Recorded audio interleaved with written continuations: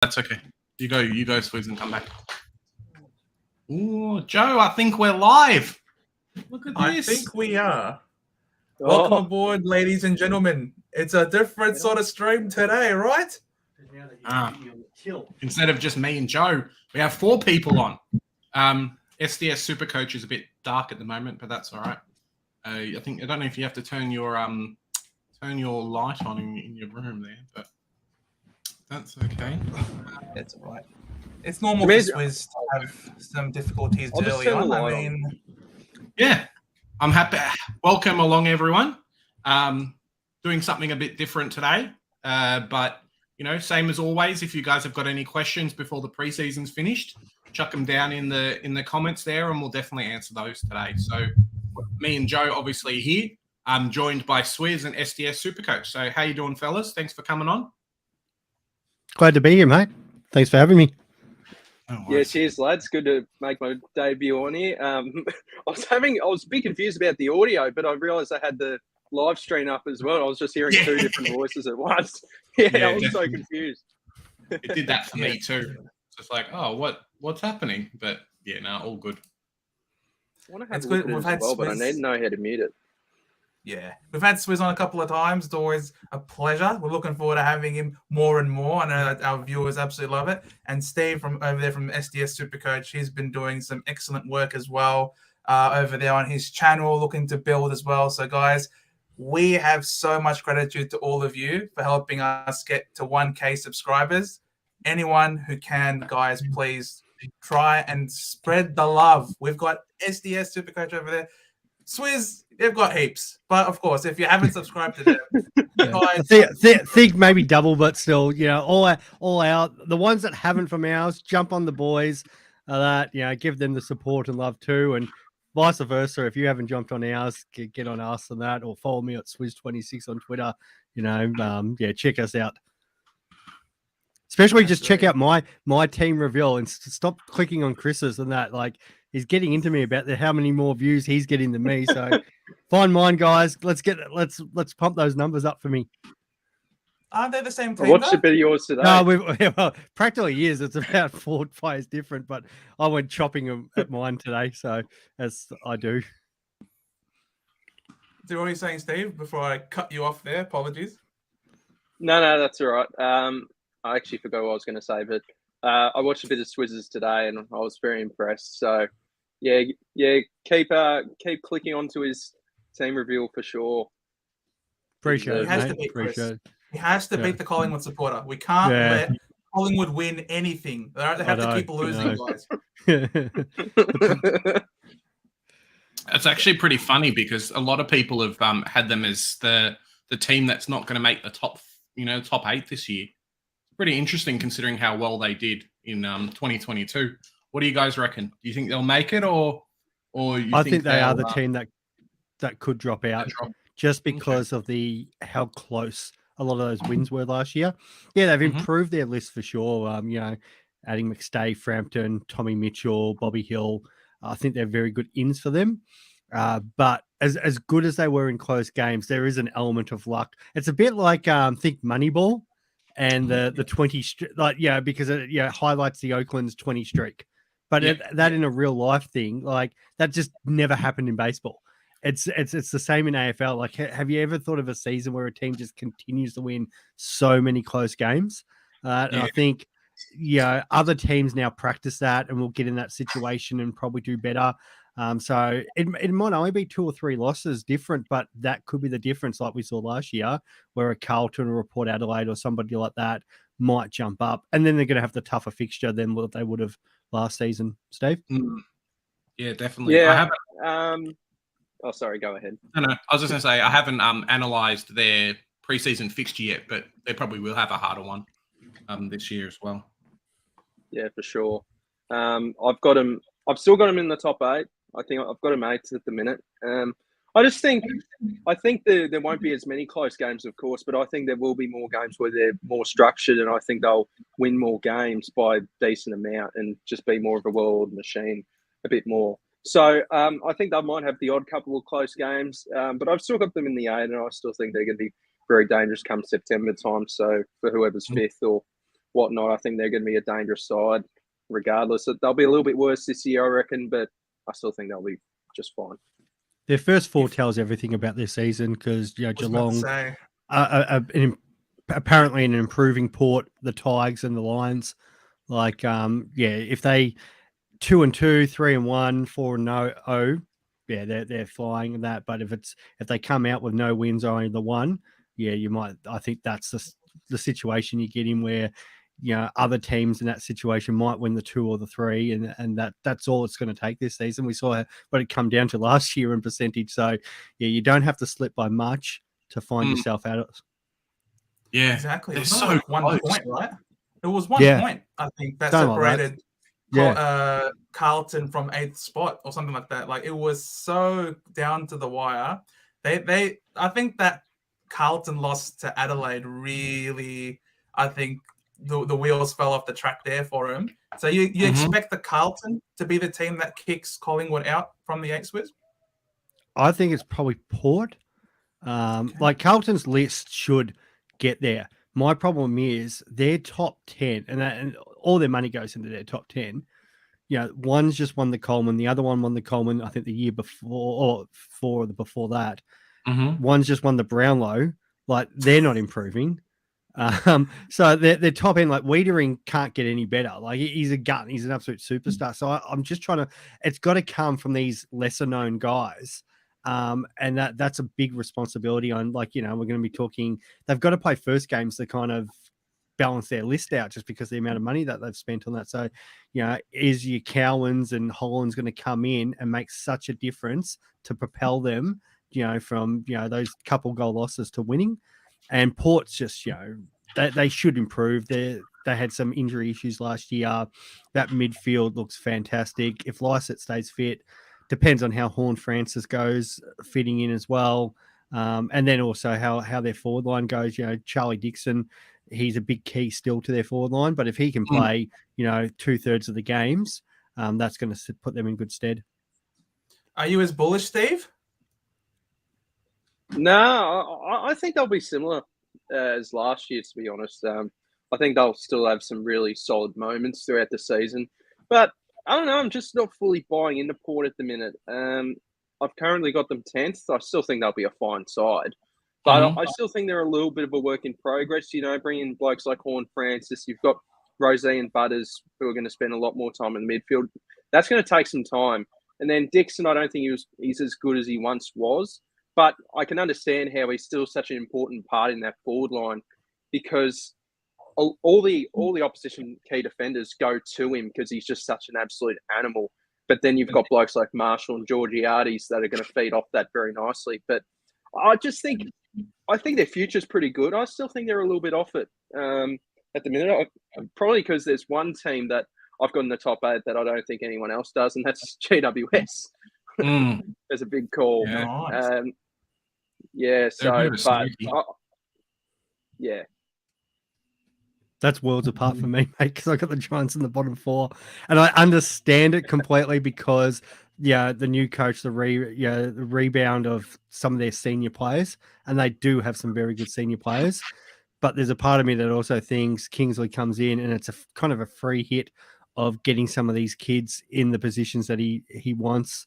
It's a real balance, because if he goes with the senior guys, they definitely can beat, especially the teams that you would naturally think are going to be in that sort of bottom 6 range. They should absolutely smoke them. But at the same time, I think, they're going to want to get games in the Cadman. They've already said Callahan, you've got that wing.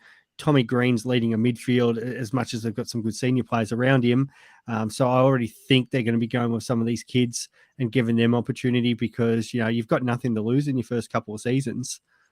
So that's my feeling on it. But I don't mind your prediction too, because it can definitely go that way. Like, they can get that spite look at Sam Mitchell, they get that sugar hit, and the Hawks did really well last year. And then, they're like, well, it's useless finishing sort of that position. May as well, bomb out, get as many good picks in as possible and go the other way. So, yeah, could definitely do that.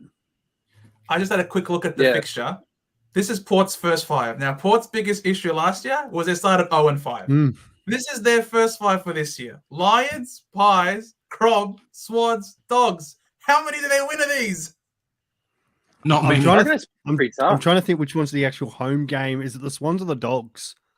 I the think Dogs- Adelaide's home game. Dogs is the home game. That's The Magic Dog, Round. yeah, okay, yeah. So Lions. that, Lions is home. yeah, Obviously, Crows is Adelaide. home. Yeah, And the Dogs are also home. So they The got Dogs these is the three big of one out first of that. ones. Yeah, like Yeah. obviously Adelaide could get them in the showdown, but I think they should win that one. But the Dogs is the massive one because people are very hit and miss with the Dogs as well. That like you got to. I think some of their ins are nice, but Dunkley's such a huge part for them too. So what's the effect of that? And even Sam Darcy's only a young player. Ugle Hagen's still finding his feet down there. Timmy English plays every second week because of he gets somebody walk past him and gets a concussion from it. So it's they're a real interesting one too. So I think Port best case is probably 3 on that, but they probably need to get 2 out of that at least. Mm. Yeah. Fair enough. Alrighty then. Cool. Have we finalized our Supercoach teams coming into the season, or are we still looking to tinker? I've been tinkering more today still. I still can't nail it to be 100% right. I've already done my team reveal, and I've already made like 3 or 4 changes. It's just addictive at this point. You hear one nice thing and you go, oh gee, might need to chuck him in. But yeah, I made a few adjustments. Dropped. I had 12 premiums. I've dropped down to 11. Just because I was looking at my side last year, my starting side last year. That's been my big thought during the preseason. I just wanted, because round 1 I was 55k, and then round 6 I was around about 20k, which is a poor start. And I was looking at my team last year, and I had my M5 on Francis, my M6 was Dacos, my M7 was Josh Ford, and my M8 was Dylan Stevens. And I just thought in my head, I'm looking at my M5 to 8. It looked the exact same as it did last year. I had Callahan, Ashcroft, Mackenzie, Phillips, which is sort of a similar setup. So I've dropped a premium and I've put in another mid-pricer in the midfield to sort of even that up and put Phillips on the bench. So it's been my thought process over the preseason, just really correcting your mistakes from your starting side last year for me. So that's just how I'm approaching it. Yeah, I think I'm the same. Like, I'm probably going to try to put out a video on Wednesday as a final team reveal. But in saying that, because depending on what rookies information, like we've got the 2 Blues boys that have been named then, where Sincotta's been left out, so already everybody different group chats we've got on. So I talk a lot to JP and Emily, who past 2 winners, and as Abdul as well. So it's interesting with them because I was the same. Like I think I was 13,000 mid-season and came home with a rush and got back inside the top 500 again. But I was looking at, I was still very guns and rookies last year. Like I still had the mid prices that we've had, like your Brodies and stuff like that. But compared to some of the risks that JP and Abdul definitely took, they were more bullish on taking risks on the odd mid pricer as well. And that's where I've kind of I've been so bullish on, say, Setterfield, for example, trying to keep as many like Phillips at M9 where possible, and even trying to keep out of these. Like I really do like Sheasel, and he's come back into my side. But I've been trying to have no forward rookies at all. And if that's Fife or Bruin, Horn, Francis, Cunnington, Zeeble, whichever way, even Flanders, my whole philosophy is I think these rookies are going to come and the first week they might go, they sugar heads and come out and do what Rochelle did last year, get the 100. But I think like maybe the next couple of weeks they go, you're 30 or 40, and there's no reason why, they might be a sub or, get the rest or something like that. And that just worries me. Even some teams I've seen go that little bit thin so they can get the extra midfield premium in. And then all of a sudden you got Fergus Green or, Sam Sturt or someone like that on. So it's trying to balance to go, no, do I really want one of these on the field? Yeah, but the flip side to that is I really want like a Luke Pedlar or even like I'm not a little bit colder on Radigalea, but it does probably let me, gives me that swing for the ruck. So, but one of them, but if I'm going to pick one of them at 170 odd K, it's like, well, they probably need to be my F6. So that's where I've sort of been balancing it out. And it's a great question there by Travis. Are Rats and McLean considered rookies in the forward line? And Toby McLean's another one that keeps bouncing in and out of my side for that reason. If it looks like he's named on the field and that, then it's probably a no-brainer and he comes as my F6. But yeah, till like I really want to see that how the Bulldogs sort of line up. I'm still trying to balance between, is it a mid-pricer there at F5, F6, or is it, can I back your McLeans and your Rats and your Sheasels in? Yeah, Steve? Yeah, no, I agree. I think I've currently got both on my side, Rats and McLean. McLean is just sort of that that R1 and 2 cover. And then McLean's currently on my field. So I've currently gone McLean over Phillips Fielding, but not too sure on that. Like, it wouldn't surprise me if Phillips just delivered a 150 while he's on my bench and McLean gets subbed out third quarter. But yeah, I think they're fine options, and I guess you consider them rookies in the forward line because I don't think the rookies in the forward line are that deep this year. Certainly the base price. So I'm not a big fan on Alwyn Davey Jr. To be honest, I think I think we'd just be happy if he made 100K, but I'm not too bullish on him. First year small forward in a potential bottom six side, so we'll just have to see how Essendon go. But I certainly like the idea of having. Yeah, he's going to be a sub target as well. Yeah, when he's sort of, I think in the St Kilda Essendon game we saw him slow down a bit. He was lively early, but I think the tank still needs to be built there. So I do like having one of Rats or McLean on the bench for in your forward bench, and I like Fergus Green as the other one. So maybe one Steve, of those. does that mean you're going to Green. lock in Madden at R3 just to make sure that you've got that loophole? And is he your non-scoring player for your your VC captain loophole? Yeah, I've got him locked in. I just think GWS they're probably going to. Well, I mean, most people are going to think they're going to be a poor side, but with their fixture, they're going to be playing a lot of games. I guess late-ish, which isn't great, but I just like the 102K ruck forward. We'll see if Samson Ryan gets named and McAndrew. See if he gets named. They might ruffle a few feathers in terms of that R3 situation. But yeah, I do prefer Madden still as the R3 at this stage. Right, it seems a bit of discussion for people. Sorry, mate, I was just going to say, if you weren't starting Rats, is it worth starting Madden? And I've seen a few teams popping up with, it might be McAndrew or Samson Ryan or somebody who potentially could get a game throughout the year, and that's probably the thinking there, because you're not going to be looping anybody early anyway. So why then have kind of Madden? And I've seen, because then it's worth maybe taking the risk on players that can play. Yeah, I think I did that last year with Josh Sin, because we had there was a third ruck that was playing, but I don't remember who it was. Who did everyone pick? Was it Flynn? No, that might have been. So a lot had Bruce. A lot had Bruce at R2. Yeah. Oh, okay. Yeah, I don't remember exact. Yeah, it might have been Bruce, to be fair. And I mean, because I think he was 200K and that, and it worked out very well for people who did that. Especially that worked out really well for those who went Wits and Bruce last year, R2, R3, and that. What a fantastic combo that turned out to be for them. Yeah, I had Wits as I made a trap. I didn't make a trap video this year because I had some shocking calls in preseason last year calling Wits a trap, and I don't want to look back at that video, and I never want to make a traps video again, even though it gets half decent views.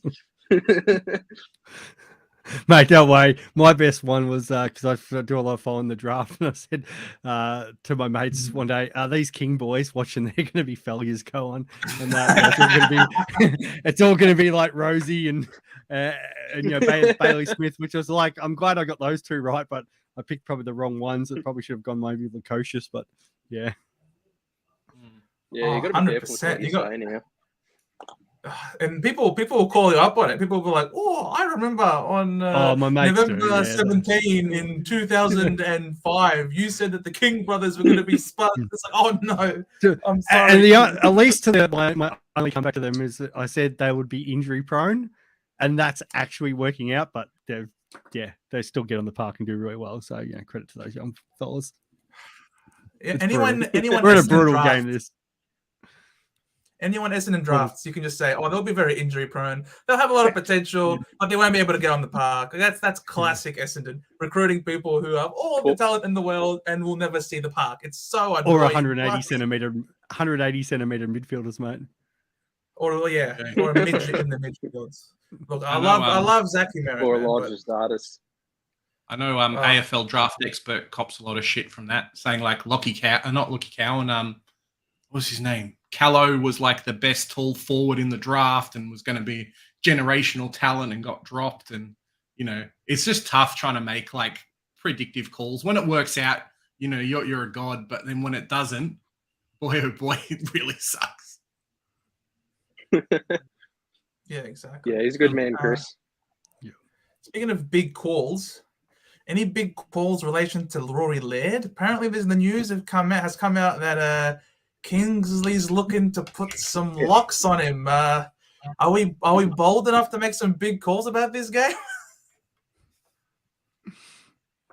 No, I'm still picking him. Last year he got tagged and he went better. So, I don't really care about. I don't think the tag works so well for him. I think that's more just publicity, just being like, well, yeah, we're going to have someone run with him. We're not going to let him do whatever he wants for the whole game, even though he will.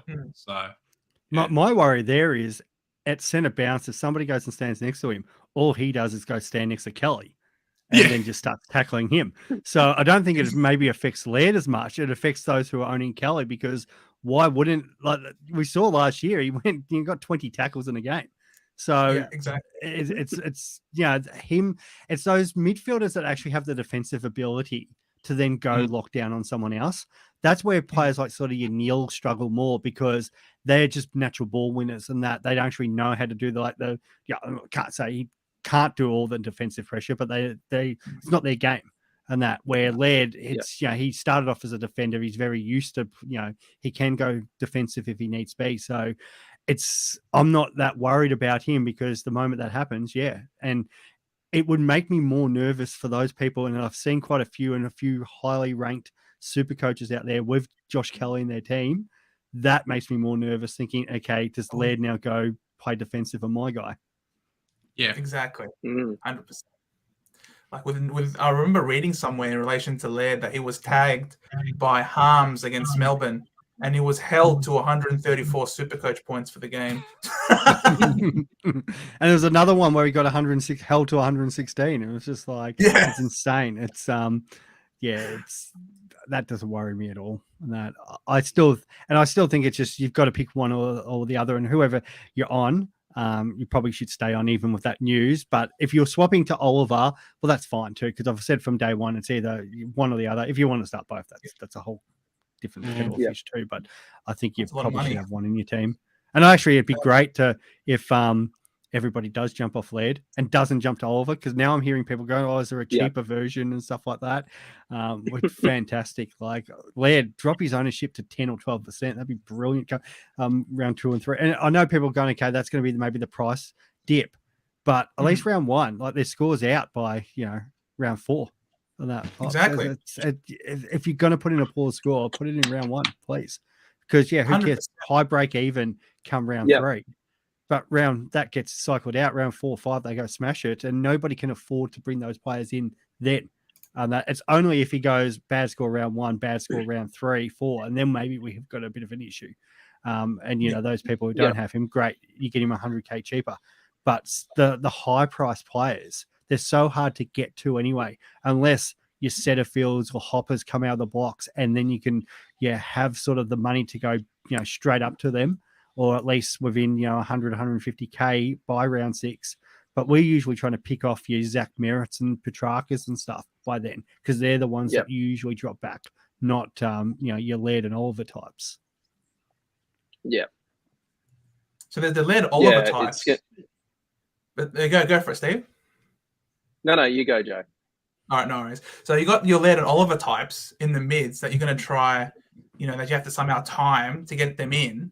Then you've also got your Gorn types that you are sure are going to get forward DPP come round 6. It's just like, well, these are someone that you're going to try and get in at around that point in time as soon as possible. It's like you got to start prioritizing, on your shopping list. Okay, yep, I need a Gorn ASAP. There's number one. Yeah. My wife wants a Clary. Oh, that can wait a bit. How are we going to go about planning? Gorn's the one that I've actually brought into my team today. I've had Wits pretty well most of preseason. Oh, I had Darcy Cameron early. And I was actually saying on the pod that Darcy Cameron's now a useless pick for those who have him in, because your forward ruck cover is going to be gone.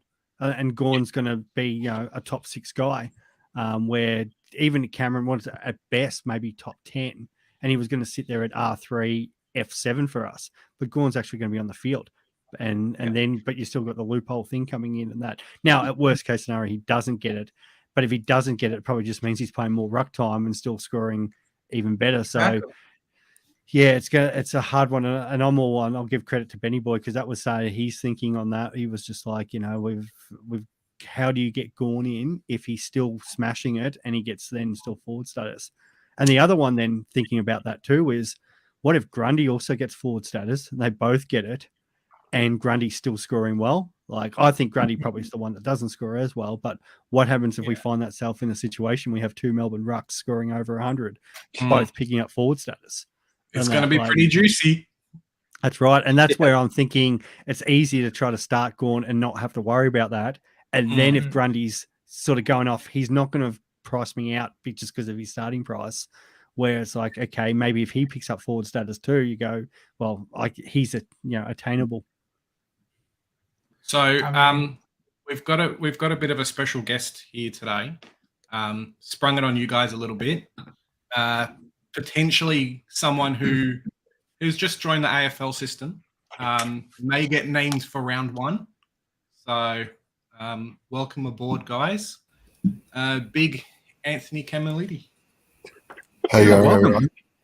Hello. Hey, Emma! Welcome Hey, aboard, Joe, mate. Good. I'm always happy when I see your face. How you feeling? Couple round 1 around the corner? Yeah, I'm not getting my hopes up. I'm not trying to think about it a lot, but yeah, it's pretty exciting. Yeah. Yeah. So we just kind of had you on today. Obviously, big friend of the channel. Joe and I a little bit. Yeah. Just kind of talking about it. Kind of how's the preseason been going? What's kind of the process for a player or for a club? A player in a club, kind of through the whole thing. Maybe just kind of start from finish. Like, what do you guys normally do? Kind of January time that's different to now. Obviously, ramping up training loads, that kind of thing. I think my situation's quite unique because I got invited to do SSP early Feb. So I was actually doing preseason with Carlton VFL up until then. Yep.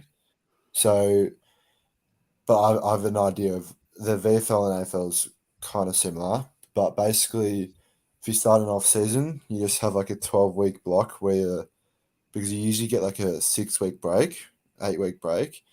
Probably even longer, to be honest, after the season, maybe up to 12 weeks. And then you have the off season to kind of slowly adapt to like a okay aerobic base. Yep. And then you come back pre-Christmas, and those sessions are quite they're more running based rather than the skill. And then you come back, you go Christmas break for 3 weeks, still try and maintain a level of fitness, I guess, and skills. And then after Christmas, come back, and then a lot of the match simulation ramps up, skills things. And then so like a normal week, probably in the preseason, would be like 3 trainings, Monday, Wednesday, Friday, probably about 6 to 8 Ks on Monday, 6 to 8 Ks on Wednesday. It depends on, and then a big session on Friday. So the Friday would be like try and mimic a game. So it'd be like a lot of match simulation and probably be up to 12, 13 Ks. I think the boys, I wasn't there for the session, but the boys said they did a 15 to 16K session 1 week. So that was pretty big. Ross Lyon and cracking the whips, huh? Yeah, but then now it's like settled down a lot. So this morning was only 3Ks, like a very light 3K session. So it's basically just to get the legs going. And then on Wednesday, so tomorrow we'll have upper body conditioning, recovery, line meeting, stuff like that. And then on Wednesday it'll be about 4Ks, probably a bit more fast paced, a bit more it won't be match simulation, but they'll be like kind of like drills where you're basically just playing footy. And then Friday is 3Ks again, and that's kind of like the flushing, like you're just flushing your legs out before the game on Sunday. So now that it's in season, there's not a lot of running. The maximum running we'll do prior to a game is probably 9Ks in a week. And then if it's a 6-day break, probably less. I could probably only do like 6Ks, 5Ks. So it's you're basically just preparing yourself for that game on the weekend, because obviously you're going to be doing it. I think in my practice match I did about 13.5, but a few boys did more than me. So yeah. A lot of I've always had Anthony, this question. Sorry, PJ. You go. I was going to just say, firstly, Anthony, Swizz from Supercoach Insider here. Congratulations on getting drafted, mate. That's a fantastic achievement, and it was Kia ora. How did you go about, the disappointment of, missing out on being drafted, and then, the process of, training with Carlton, and then all of a sudden getting the call from St Kilda? Did you have any, lead up to that, or was that just a complete shock, or it was your manager sort of giving you hints that clubs were seriously looking at you? So in my draft year, so my 2021 year, that was quite interrupted because I'll go all the way back. So the start of year 12, I wasn't even in any NAB League program. So year 11, COVID the whole year, didn't play one game of footy, and then year 10, I was not that good. So start of year 12, no NAB League program, just playing school footy for Carey. I played really well at Carey, and then after my second game against John College, I got invited to the Knights program. Played about 3 NAB League games and did well there, but only played 3 because COVID. So that year I played about 6 school and 3 NAB League. That got me enough attention to, I got about 6 interviews, and I was invited to the National Combine. But so I was looking at a decent chance prior to I actually broke my ankle and broke my fibula and tore my syndesmosis 3 weeks before the draft. So that kind of ruled my chances because I was projected really late to rookie. So that recovery time, probably fast forward 7 months to 2022, where I recover. It took me about 7 to 8 months. I was a top 8 overager for Knights, and this is last year. I started the season really poorly. I just wasn't playing good footy. I think it took me a while to recover from the injury. And then I finished the season really well. So my last 4 games, I was playing really well, but not enough attention. There was a few clubs circling me apparently for a rookie, but not enough attention to, get drafted last year. And then if we go to this preseason at Carlton, I had an opportunity to train with the AFL. That's what you get. Some VFL players get the opportunity to. And I was impressed in there. So that's kind of where the word came out that a lot of the clubs are like, oh, well, maybe he's developing, because with key forwards, probably takes a year or 2 longer to develop. Yeah. I'm quite young as well. So I turned 20 in December. So I'm still the same age as some of the draftees last year. So I think it's also mentally, I think I was a bit immature as well. I wasn't very strong. Probably didn't take it as serious, but I think it took me a year. So it took me last year to go through all those setbacks, kind of to mature as a person. So yeah, and then the story goes with the St Kilda. So I had no idea. about 5 minutes to go into work. So I used to work at my uncle's steakhouse, and then I get a call from a manager saying, "What are you doing tomorrow?" And I go like, "Oh, I've just got work and training in the afternoon." And then he goes like scrap that. You come in at St Kilda to meet the coaches and stuff. And I was like, "What?" And he was like, "You got to do SSP there." So yeah, so I got that call. I was so excited. I was obviously very nervous, but then I only trained twice. So after my second session, they were impressing me to get a contract after the second one. So yeah.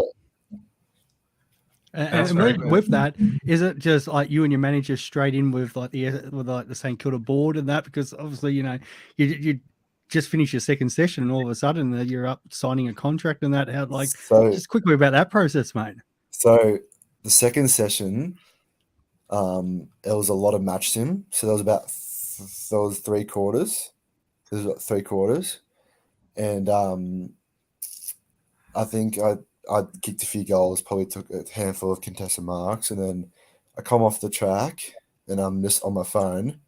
And I go on my phone, and the AFL's already written an article about how like I've done really well in the match sim, and I was like shocked because I was like, how the hell has someone found out about this so quick? Like I just got off the track, and then about 5 minutes later, the GM Misso,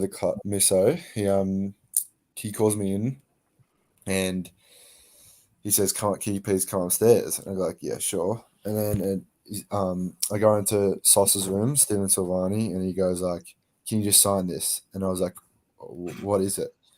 And then I was like really confused. He's like, I was like, oh no. He's like, it's nothing. It's just for SSP. It's not a contract or anything. It's just SSP.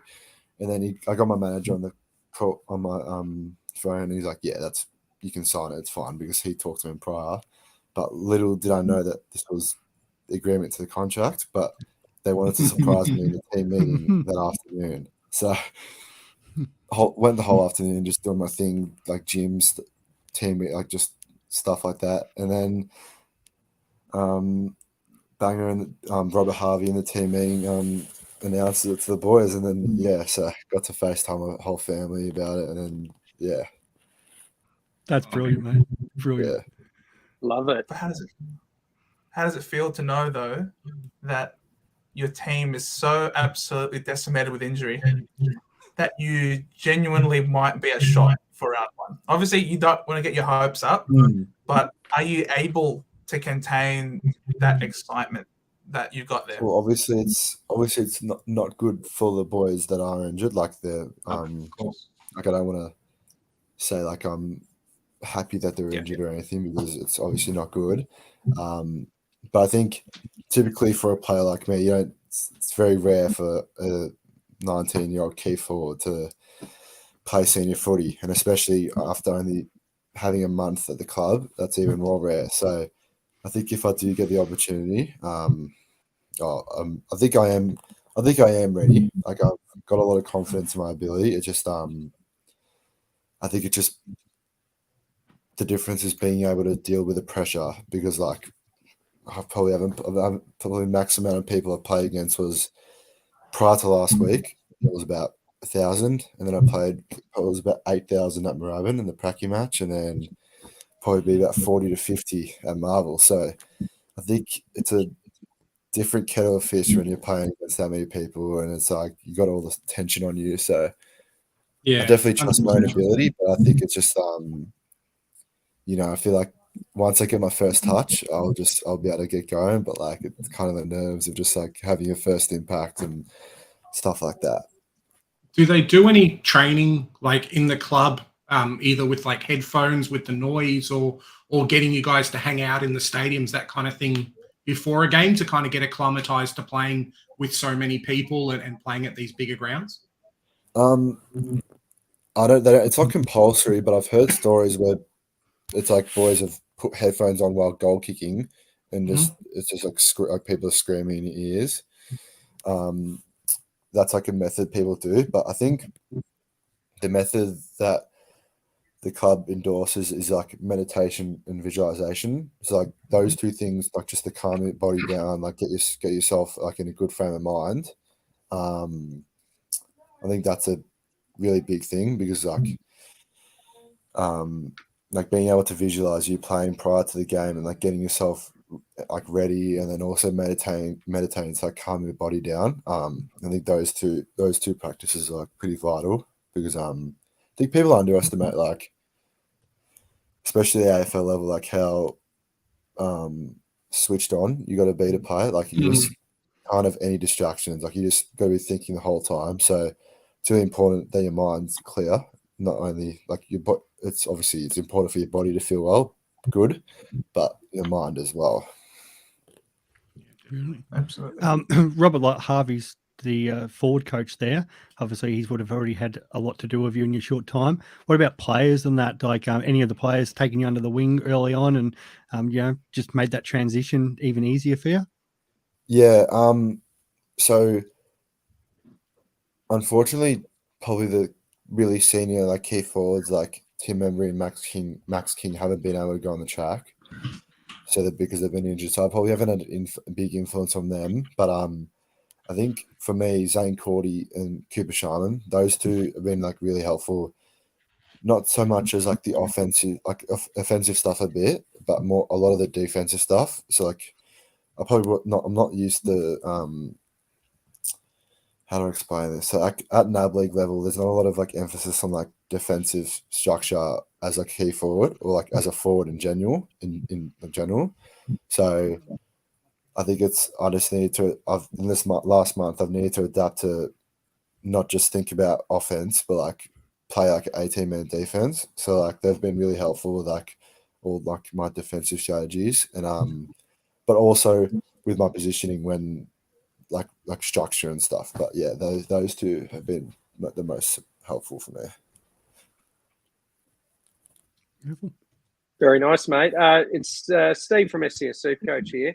I was just wondering, how did you feel after the match sim? Obviously, would have been, I guess, a little bit nerve-wracking to be involved against a different club, first hit out against another club at AFL level for you. How did you feel? Obviously, the conditions weren't great either, so it would have been a bit tough in a couple of quarters for the preseason. But how do you feel?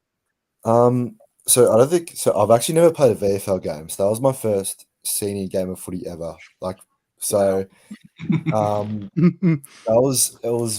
was very different to like under 18 level, to be honest. But I think the biggest difference for me is like the ball just like swung from D50 to F50 so much faster. Like, and like you just have to be, like I said, like switched on the whole time because like 1 minute the ball can be on one side of the ground and the next it's in your forward line. Like, and the pressure was absolutely insane as well. I thought our pressure that day was awesome. Like we had like our small forwards provided so much pressure. Our midfielders put Essendon under a lot of pump.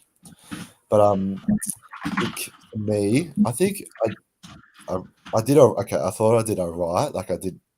I thought I had a little bit of impact, and I thought it was like an okay game for my first game. But I thought like the big thing for me as well. Like my kicking, I had a few really bad kicks, and it wasn't like it was skill execution, but I was like, it wasn't because I'm a bad kick. It was like because I was so fatigued, like the running, I just execute the kick. So I think it's just getting my match fitness up and like getting my body conditioned so like I can kick the ball properly because I was so fatigued when I was kicking it. Like it just shanked off my boot. And what's another thing? Probably this is your flaw. This is your flaw. First ever senior game, and you got 11 touches, 40 Supercoach points. So this is your absolute flaw. You don't have the tank. You weren't able to go at all and execute your kicks properly. So my efficiency was like really bad. So I was like, I think I had 8 contested possessions. So like that's probably a typical thing for me. Like I never really get like uncontested possessions. Like usually all my possessions are contested. So I don't really get a lot of free ball. So like obviously I'm not gonna I'll probably only have 8 8 to 13 possessions a game, but most of them would be contested. But it's I think my if I can get my efficiency up, that'll be good. And the contested mark it was so like having Draper in the pack made it so much harder to like take a mark. Like even though he wouldn't necessarily take it, just like how big he is, I couldn't get around him. So like that was another thing. Robert here asks, who's the funniest guy at the club? Is it Snags Higgins? Yeah, 100%. He got like you can imagine how funny he is. So yeah. Awesome. I still reckon we should have given you the goal after the free kick in the preseason game. Oh yeah, no, I wasn't fast. I was happy that I did a smother and then made my way back to goals and forced a free kick. So yeah. There are a lot of people out there who are fading the Jack Steele pick, saying that something just doesn't look right about him. He's too thin. He's too skinny for people's liking. We like a nice buff Jack Steele, all right?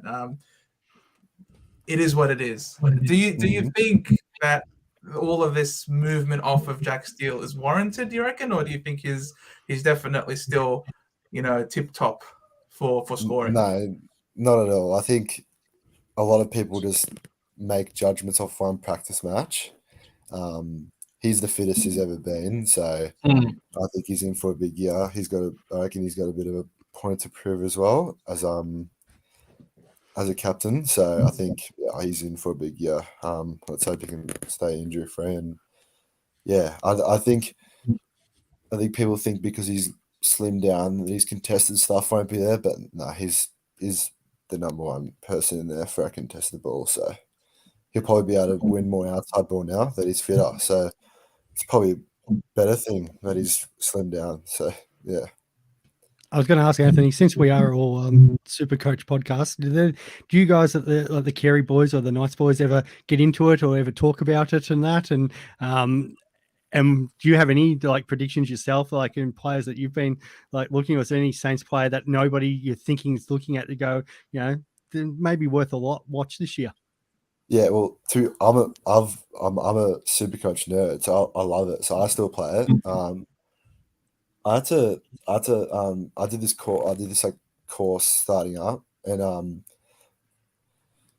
I was trying to work out if I can still do cash leagues, because obviously, like, is it gambling or not? And then it says you're allowed to do fantasy football and do cash leagues with your friends. So I am allowed to. So my Carey mates, we usually just put in about $20, $25 between us, and then winner takes all at the end. So all my mates love it.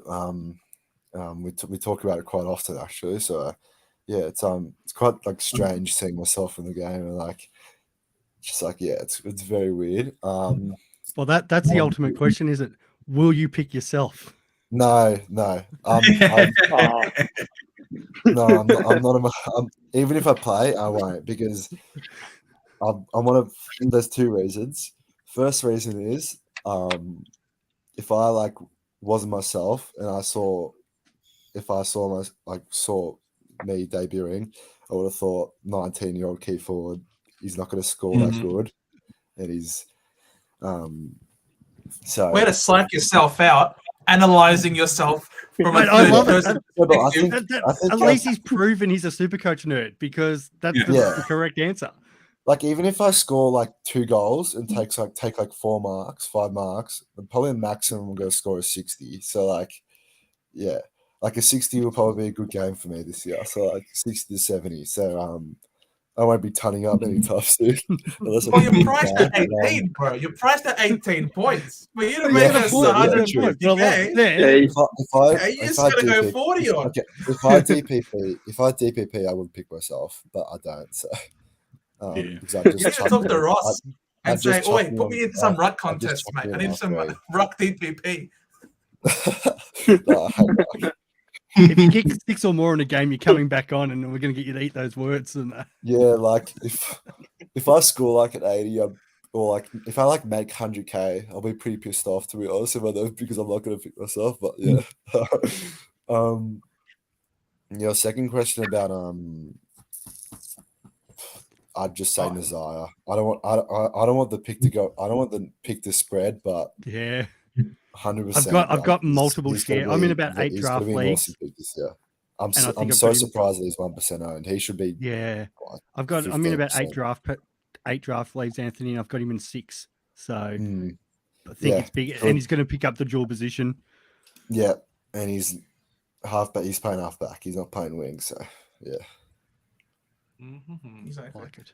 Very And interesting. Billy was asking if you think you're going to be playing this week. Do you think so? Like, we're speaking objectively. Just speaking objectively. no, Obviously, I you're don't- able to to be honest, analyze yourself. To be honest, like few of my mates have like shown me like the things in the like there was something in the paper today and like all these news articles. I don't read into it.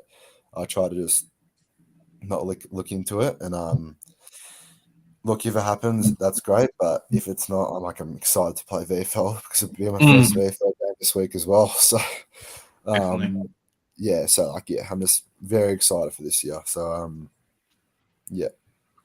I've always had a question about kind of training loads and things like that. We were talking before about how, you do stuff Monday, Wednesday, Friday during the week. Outside of like the 2 or 3 hours that we see, you guys on the track during the week, how much extra time in that day or during the week do you guys do, match sim watching or skills sessions or stuff, in the club rooms?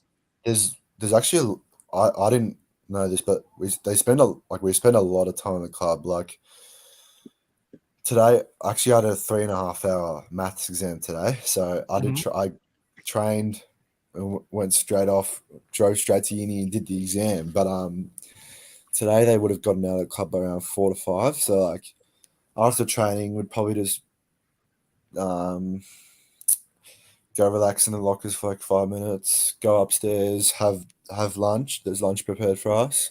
And then you just go through like line meetings with your line coach. For 1 to 1st to 4 years players, there's like development, there's like development meetings, like talking about maybe other aspects of life. Like for example, tomorrow I've got a financial meeting talking about finance for like about an hour and a half. It's a lot of, and then we have a gym session, like an hour gym, and then also recovery. So obviously recovery is very important. So sauna, ice baths, the normal techs, those black pants you wear, and they kind of like squeeze your legs. Like the compression pants? Yeah. Like the powered ones, right? Yeah. Those. And yeah, I think that's our day. And then on off days like tomorrow and Thursday, where we're not training, we do goal kicking, touch, stuff like that. But because I've just got a bit of shin splints, so I'm not allowed in basketball courts. So I just do my touch on the ground. And is Ross always over your shoulder? Robert's asking the elephant in the room question. Is he scary?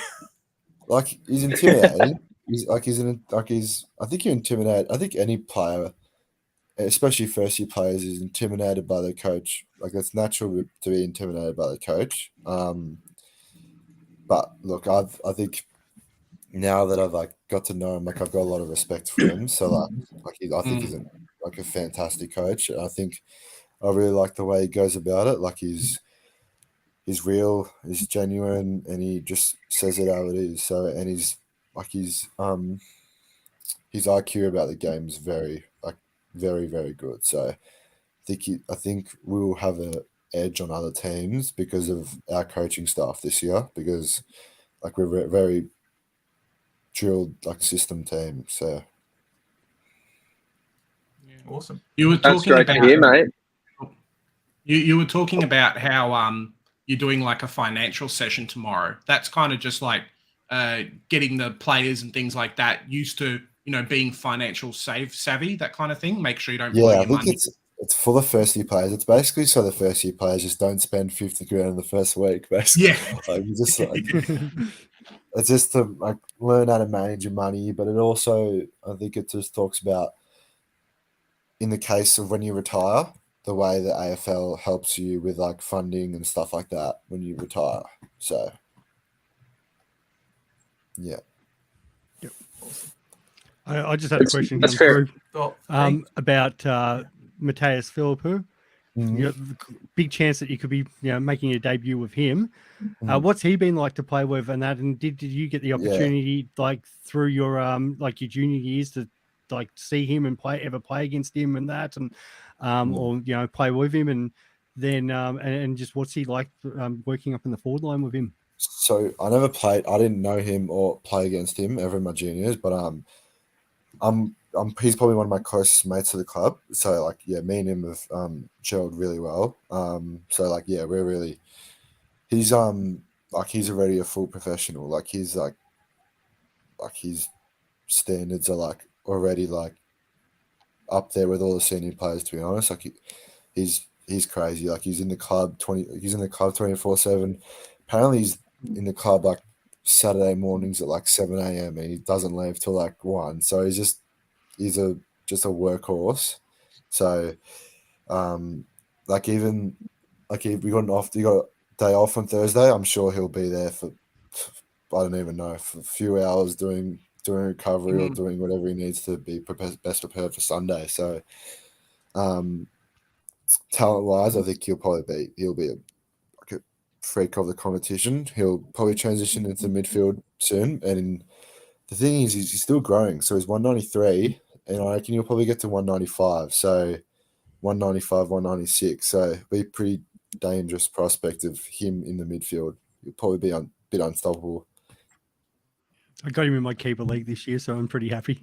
I think he's I think people are a bit fading him, but I think his roles he's playing higher forward, so and he'll have stints in the midfield. So I don't think he'll be a bad pick, but I think the price is a bit awkward for people. I think. Got a question here: who bench presses the most at the club? Oh, probably Tom Campbell. He's an absolute animal. So he's about 105. I think he's lost a lot of weight. He's about 105 kilos at the moment, but he's one strong man.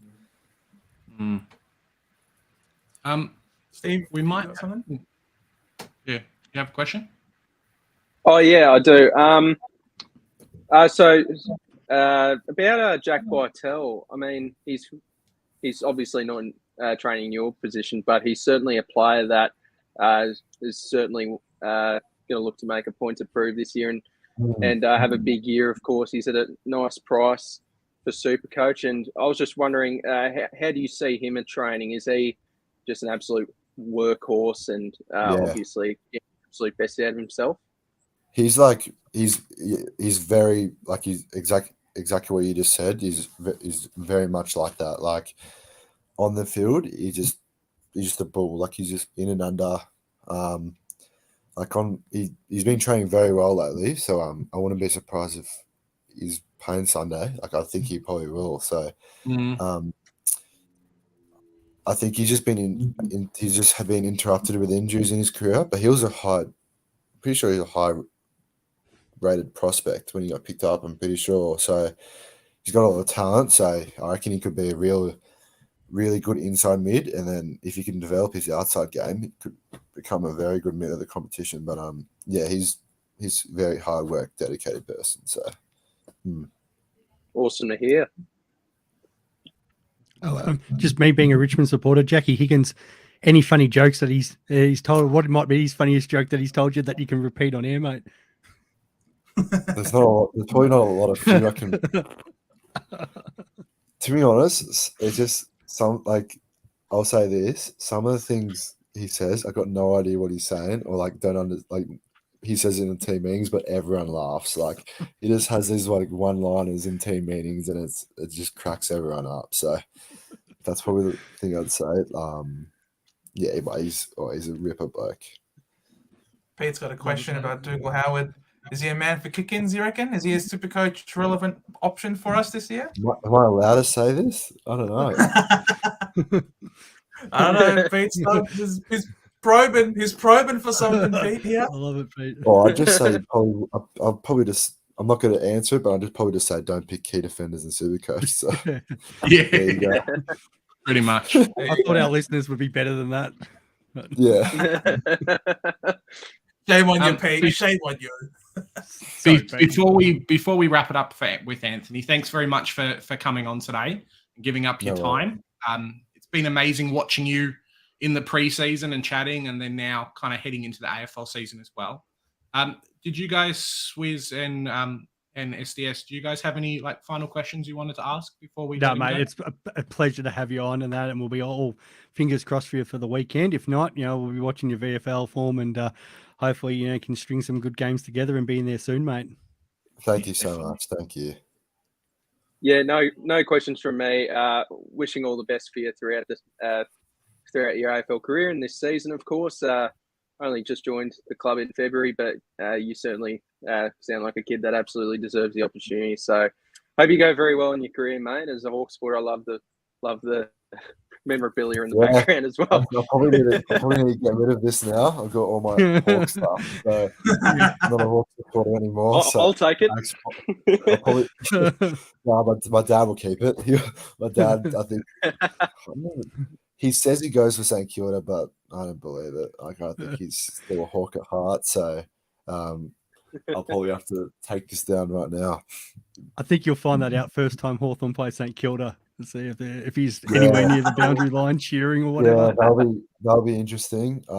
But yeah, my uncle. I know my uncle's like a mad fan of Hawthorn, so he'll never leave. But I think there's a chance my dad does, just because obviously.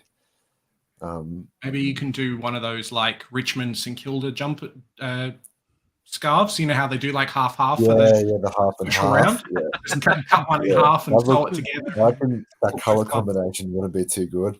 Brown and gold and St Kilda.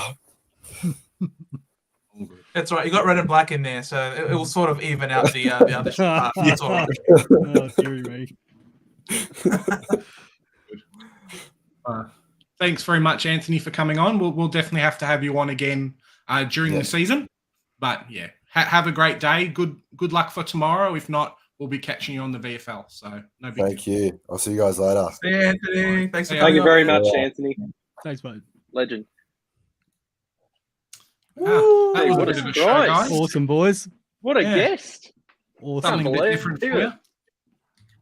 Someone inside the walls of a club. That was the one cliche I didn't use when I was on your channel, Swizz. Inside the walls. But I used it. I think I actually used it. I was like inside the four walls. So we did get it out there. We got it there.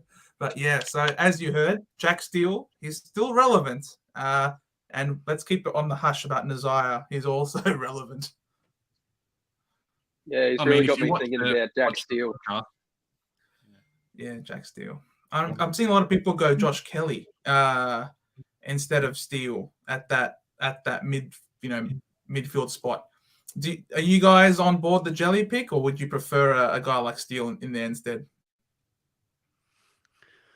That's a great question, mate. On that, like, I started looking at the Josh Kelly pick more today, just because I've had so many people message me about it. And then, yeah, as I said, we've got our one of our leagues where all the former winners and stuff are in, and a few of them have really, either looked at him or put him in their team. So for me, it probably changes my structure, because I've only got the big two at the moment with Tommy Green at number 3. So I thought, does Setterfield or Callaghan come up to a Kelly or a Steele? Like, I've had Steele in my team throughout the preseason, and it had nothing to do with, I know a lot of people are like, just the way maybe they like the game plan. I can understand that might worry me because of the fast ball movement, but I don't think the slim size worries me so much, because you can still get, as you proved the other day, 9 tackles in a preseason game where a lot of people don't tackle.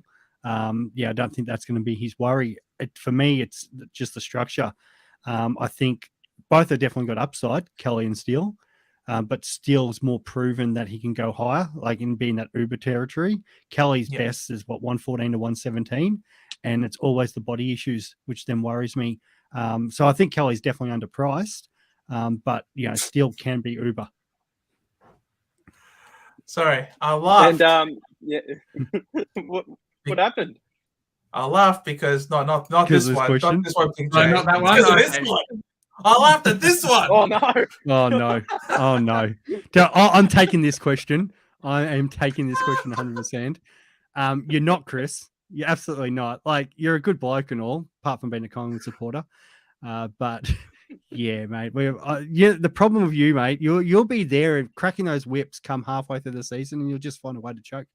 Absolutely, will choke. Oh, geez. Be like Carlton versus Collingwood, just the other way around. Oh yeah. Bit of friendly competition here. I love it. Back to the Steele and Josh Kelly thing. Like even before the talk with Anthony, I've always preferred Jack Steele as a pick. Obviously showed that ceiling in the past, and obviously we're saying doesn't look the Steele of old, but I think Anthony's got great word. That means he's a lot more fitter and can run through. Mm-hmm. I think another reason as well is he might want to run more on the outside as an option for St Kilda, so maybe that's why he's leaning up a bit. So, look, I actually don't mind both options. I can't get Steele or Kelly in just due to structure, but if you can find a way to get him in, I'm running a 3 premium mid setup, but if you can find a way to get him in and if it fits and it all fits nicely in your side, then there's no reason not to do it. I mean, Steele's been absolutely killing it. So, and Kelly as well, but it's just really a personal preference. I think I'd go with Steele though. Yeah, I've been burnt too much. I understand the Kelly pick and the new coach and the right age to do really well and everything, but I've got this thing in the back of my head saying, "Hey, you're going to be complaining about him in 4 weeks. Like, just don't." I've been tossing up at the moment with doing a couple of teams like Oliver Laird, a Bont, and a Tom Green as kind of 4 mids that are looking for picking like the three top guys or 3 guys I know are going to be top 8, and then a speculative pick, and then kind of filling out the rest of the team. But it's just hard to fit everyone in, right? Yep, of course, because then it takes away from everything else. So that's what I've wanted to do was go, okay, I'm just going to go say Doherty. This gets back to what I was saying before about the guns and rookies. So maybe going Doherty, Dawson instead of like the Ridley pick I've got in the moment. Oliver Laird, Gawn, Marshall, and then the big 4 forwards. But then I look at the rookies then on the field and how much confidence I have on these rookies to play, or is it, and am I going to get left behind because these mid prices are going to come out and go sort of 80s and 90s, make the same amount of cash as these rookies, but only be scoring 60s, and that's where I fall behind your Abduls and your other crazy people out there who are going to put all these mid prices in, and but as everybody says, not all mid prices work out, but there's definitely enough evidence at the moment that some of these, just because of the you'd like your Hoppers changing club, Warple because of the players that have left, Setterfield, that big body midfield Essendon's been crying out for, that we can go through all of it, and there's definitely a lot of pros for them this year, so it's hard not to avoid them. Even Yo, like that, I get the reasons why people aren't picking Yo. I've been pretty negative on it too, because I would have rathered him in that halfback sweeping role. However, at the same time, he's 330 for a guy that's going to play midfield. Like, it's hard to ignore. Yeah, I need someone to convince me on the Yo pick. I kind of saw his preseason form, and then it was just like, oh yeah, Trap's already shown itself now a couple of weeks before the season started. Do you guys both have him in your teams? I don't think Joe does. Maybe Joe does as well. He's currently not in my side now. Yeah, I do. You do? D3. We'll find out. He's the one came out after the preseason preseason matches, and I made that on very clear on Twitter, which I copped definitely some negative feedback about that. But he has made it back into my side just because it was putting him, like, finding the cash to put him up to Dawson, because I just love Zach Dawson. I'm not Zach Dawson, freaking hell. Jordan Dawson. I think I've said that 3 times this preseason. No, Jordan Dawson. I'd much rather have him in my side, or even Sicily. But then again, that's 270,000. I've got to have taken off someone, and all of a sudden it's that forward line that's the one that gets hit. And now I'm backing your Mateus Philippou or Shees or somebody else on field that I originally wasn't going to. Yeah, I just find that the biggest issue is, like, what are you fielding at F6? Like, all right, you can field something elsewhere, but none of these forward rookies are really inspiring me to be like, I'm a safe pick. Like, we had McLean at that F6 spot for the longest time, and we're like, "Yep, we're set. We got McLean." And all of a sudden, Baker's come in, and Baker's like, "No, I'm the captain now. I'm the one who's cooking on the wing, and you're stuck forward pocket, mate. Good luck scoring." So it's just like, oh no. Do you go like a Rada Galea? Like I've been tinkering around because I got Flanders at F6 myself right now, and it's just like, look, if any of these rookie price guys do well, I can go down from a Flanders if he's a dud pick, But like, there's no one that's inspiring me here. Chris was saying Yo had a pretty low time on ground for half a decent score. That's the only reason he came back into my side. But he junked to that score. And Adelaide did take a couple players off, and that, like, if you look at a couple of their percentages, so the game was like absolutely over. But the credit to him that he had the ability to still junk to 78, got that goal, definitely got in the game. But for the first sort of 2.5 quarters, he was absolutely nowhere near it. Got absolutely towed up by Laird and your berries in there. So that does have me worried.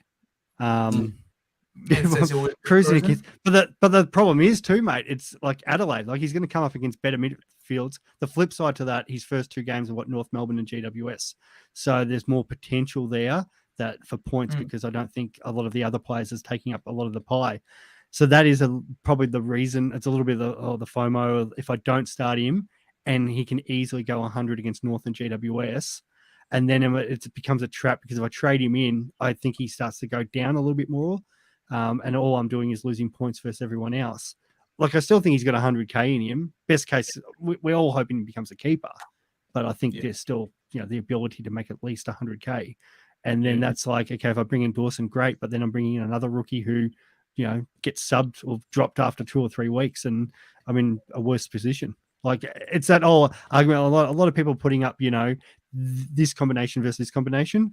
So would you like, let's just say it's a forward. So Dawson and a forward rookie on field, maybe it's Green or whoever, versus, Yo and it might be Fife. Seems to be the popular, say, combination. And that, I think that question is getting thrown around a lot. So I don't know what you guys would prefer, like if that was your, say, option for the same price on field. But yeah, there's 2 senior guys that can definitely score well and could make us some cash. That's just maybe the thinking. Definitely. I have think a question for you guys. I'll go. All right. It sounds like I'm maybe the most optimistic on Elliot Yo, just because we just know his scoring in the past. Like, he's delivered mid 100s for a couple of years. I just think it's 337K. Maybe it's a basic way to look at it. I wouldn't read too much into the preseason game. For a bloke so injury prone like Elliot Yo, he's probably one of the more injury prone players in the competition. I'd almost rather see him not go. I'd rather almost see him cruise it than take it too seriously and then just fully risk the body after such a great preseason. You wouldn't want to go too mental on a game where there's no 4 points involved. So, look, I think I'm very confident in Elliot Yo. I'm not even that fussed if he's a keeper. Like, he's going to be very solid for us. Early, just doesn't get injured. I think there's a world where he makes 150K, and I just think that role's very nice. If he's rotating with Ginby around that halfback and inside midfield, then both roles are fantastic for him. So obviously, probably want to see him halfback line where it's a little bit more bruise free, but I just think at that price, I think it's just really too hard to ignore. I think I had a comment yesterday saying, if you want to get to this play, you down go, and I just don't feel confident about that at all. So I'm very locked in on Elliot Yo. And 52% ownership as well. So there's over half the comp got him. If he's pumping out 90s every week, and you've got a guy like Chris has actually mentioned a guy like Stocker, for example. Can you see other mid prices? Can you see any other of these mid prices going 90 plus the same way that we think a guy like Yo can? I personally don't really see anyone that's reliable enough down back. It's either a Yo that can get the scoring or a Primo. I take Yo then at 74% because I think Ashcroft's in 76% the most picked player. So that means 24% are fake teams at the moment. because Ashcroft should just be the number 100%, lock him in, and there's no reason not to pick him. True. So, I take out 24% of those teams, just disregard. So then Yo's really, well, what's Yo? Then 50% out of 76. So that's sort of how I do the maths there, going, okay, that's a lot I'm playing against. And if he fells, well, most of the competition are felling with me. So, percentages come into it. And I think what was Chris's question, Stocker versus Jones, and that's again, like, my advice usually is try to stay with the pack as much as possible, and it's 1 or 2 pods, and that and that's where at the moment I think like Setterfield's my pod, but that can change. It could be somebody else, but I don't. I don't like. It's not like. I think percentages, maybe Zeebel's still down a bit. Cunners are still down. If you start going too many of these guys that are different, and that's where Fife, for example, is not a bad one because of his percentage again. But I don't mind it. Let's say you've got no real pods in your team and you want to run, and Tanner Bruin's picked. Tanner Bruin versus Fife again becomes an option. So Chris's option about Stocker. The problem there with the Saints, they do have quite a few injuries at the moment too. So what happens when these guys come back? Like we just asked about Jack Bartel, and the question I just had from somebody online is like, okay, what happens when Winhagen comes back? Or, how far away is, Tom Campbell and Max King and all these guys, and this whole structure at St Kilda completely changes when these guys come back in. So is Stocker in that range of, getting chopped out, where Crozier, it's like they're trying to make a role for Caleb Daniel, because they know Crozier's come back in and they've already got Ballydello down there, rather than the other way around. And Liam Jones, it just seems to be locked in at D2, even D3 if they're going to play Bruce down there, and trying to free him up as the intercept guy, because he's done it. He is the number 1 ranked intercept guy with Jeremy McGovern for the last 4 years. I think that's the Bulldogs have obviously going for that reason. They definitely needed somebody down there who can do that role. So I've got a lot more confidence, and I know a couple of people are critical because, like, how can you have confidence in Jones when he wasn't in your team recently? Well, the case is, we were waiting for information from the Bulldogs. They're probably one of the hardest team probably outside the Giants, because we don't have the contacts to watch their games. But the Bulldogs are they have no fans. And it's hard. It's hard to get more information about the GWS. But the Bulldogs, just because the way Beveridge's mind works, it's hard to get information about them, because they are very secretive about what they do, and the moment you think you've got them figured out, they change it.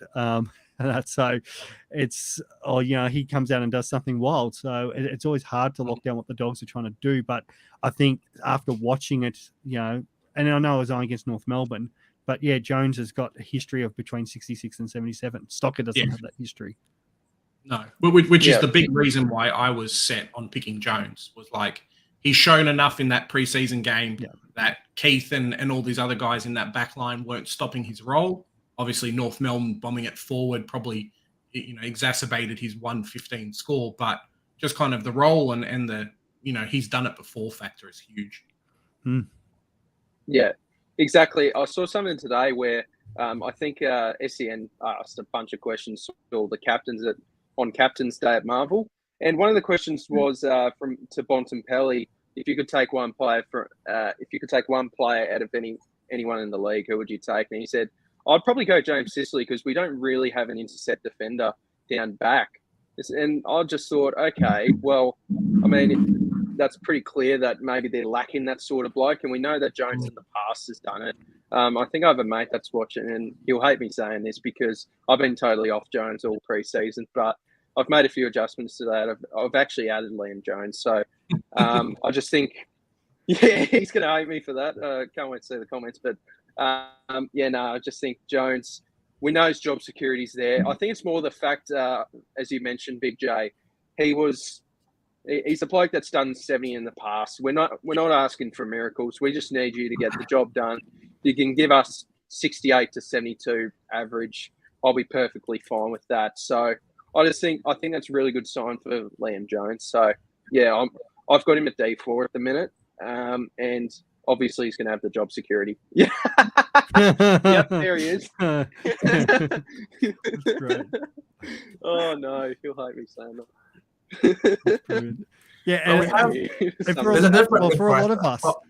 For a lot of us, we had Caulfield in anyway, and then it just showed that he wasn't going to play, and then he got injured on top of that. So it hasn't been a change to really the structure.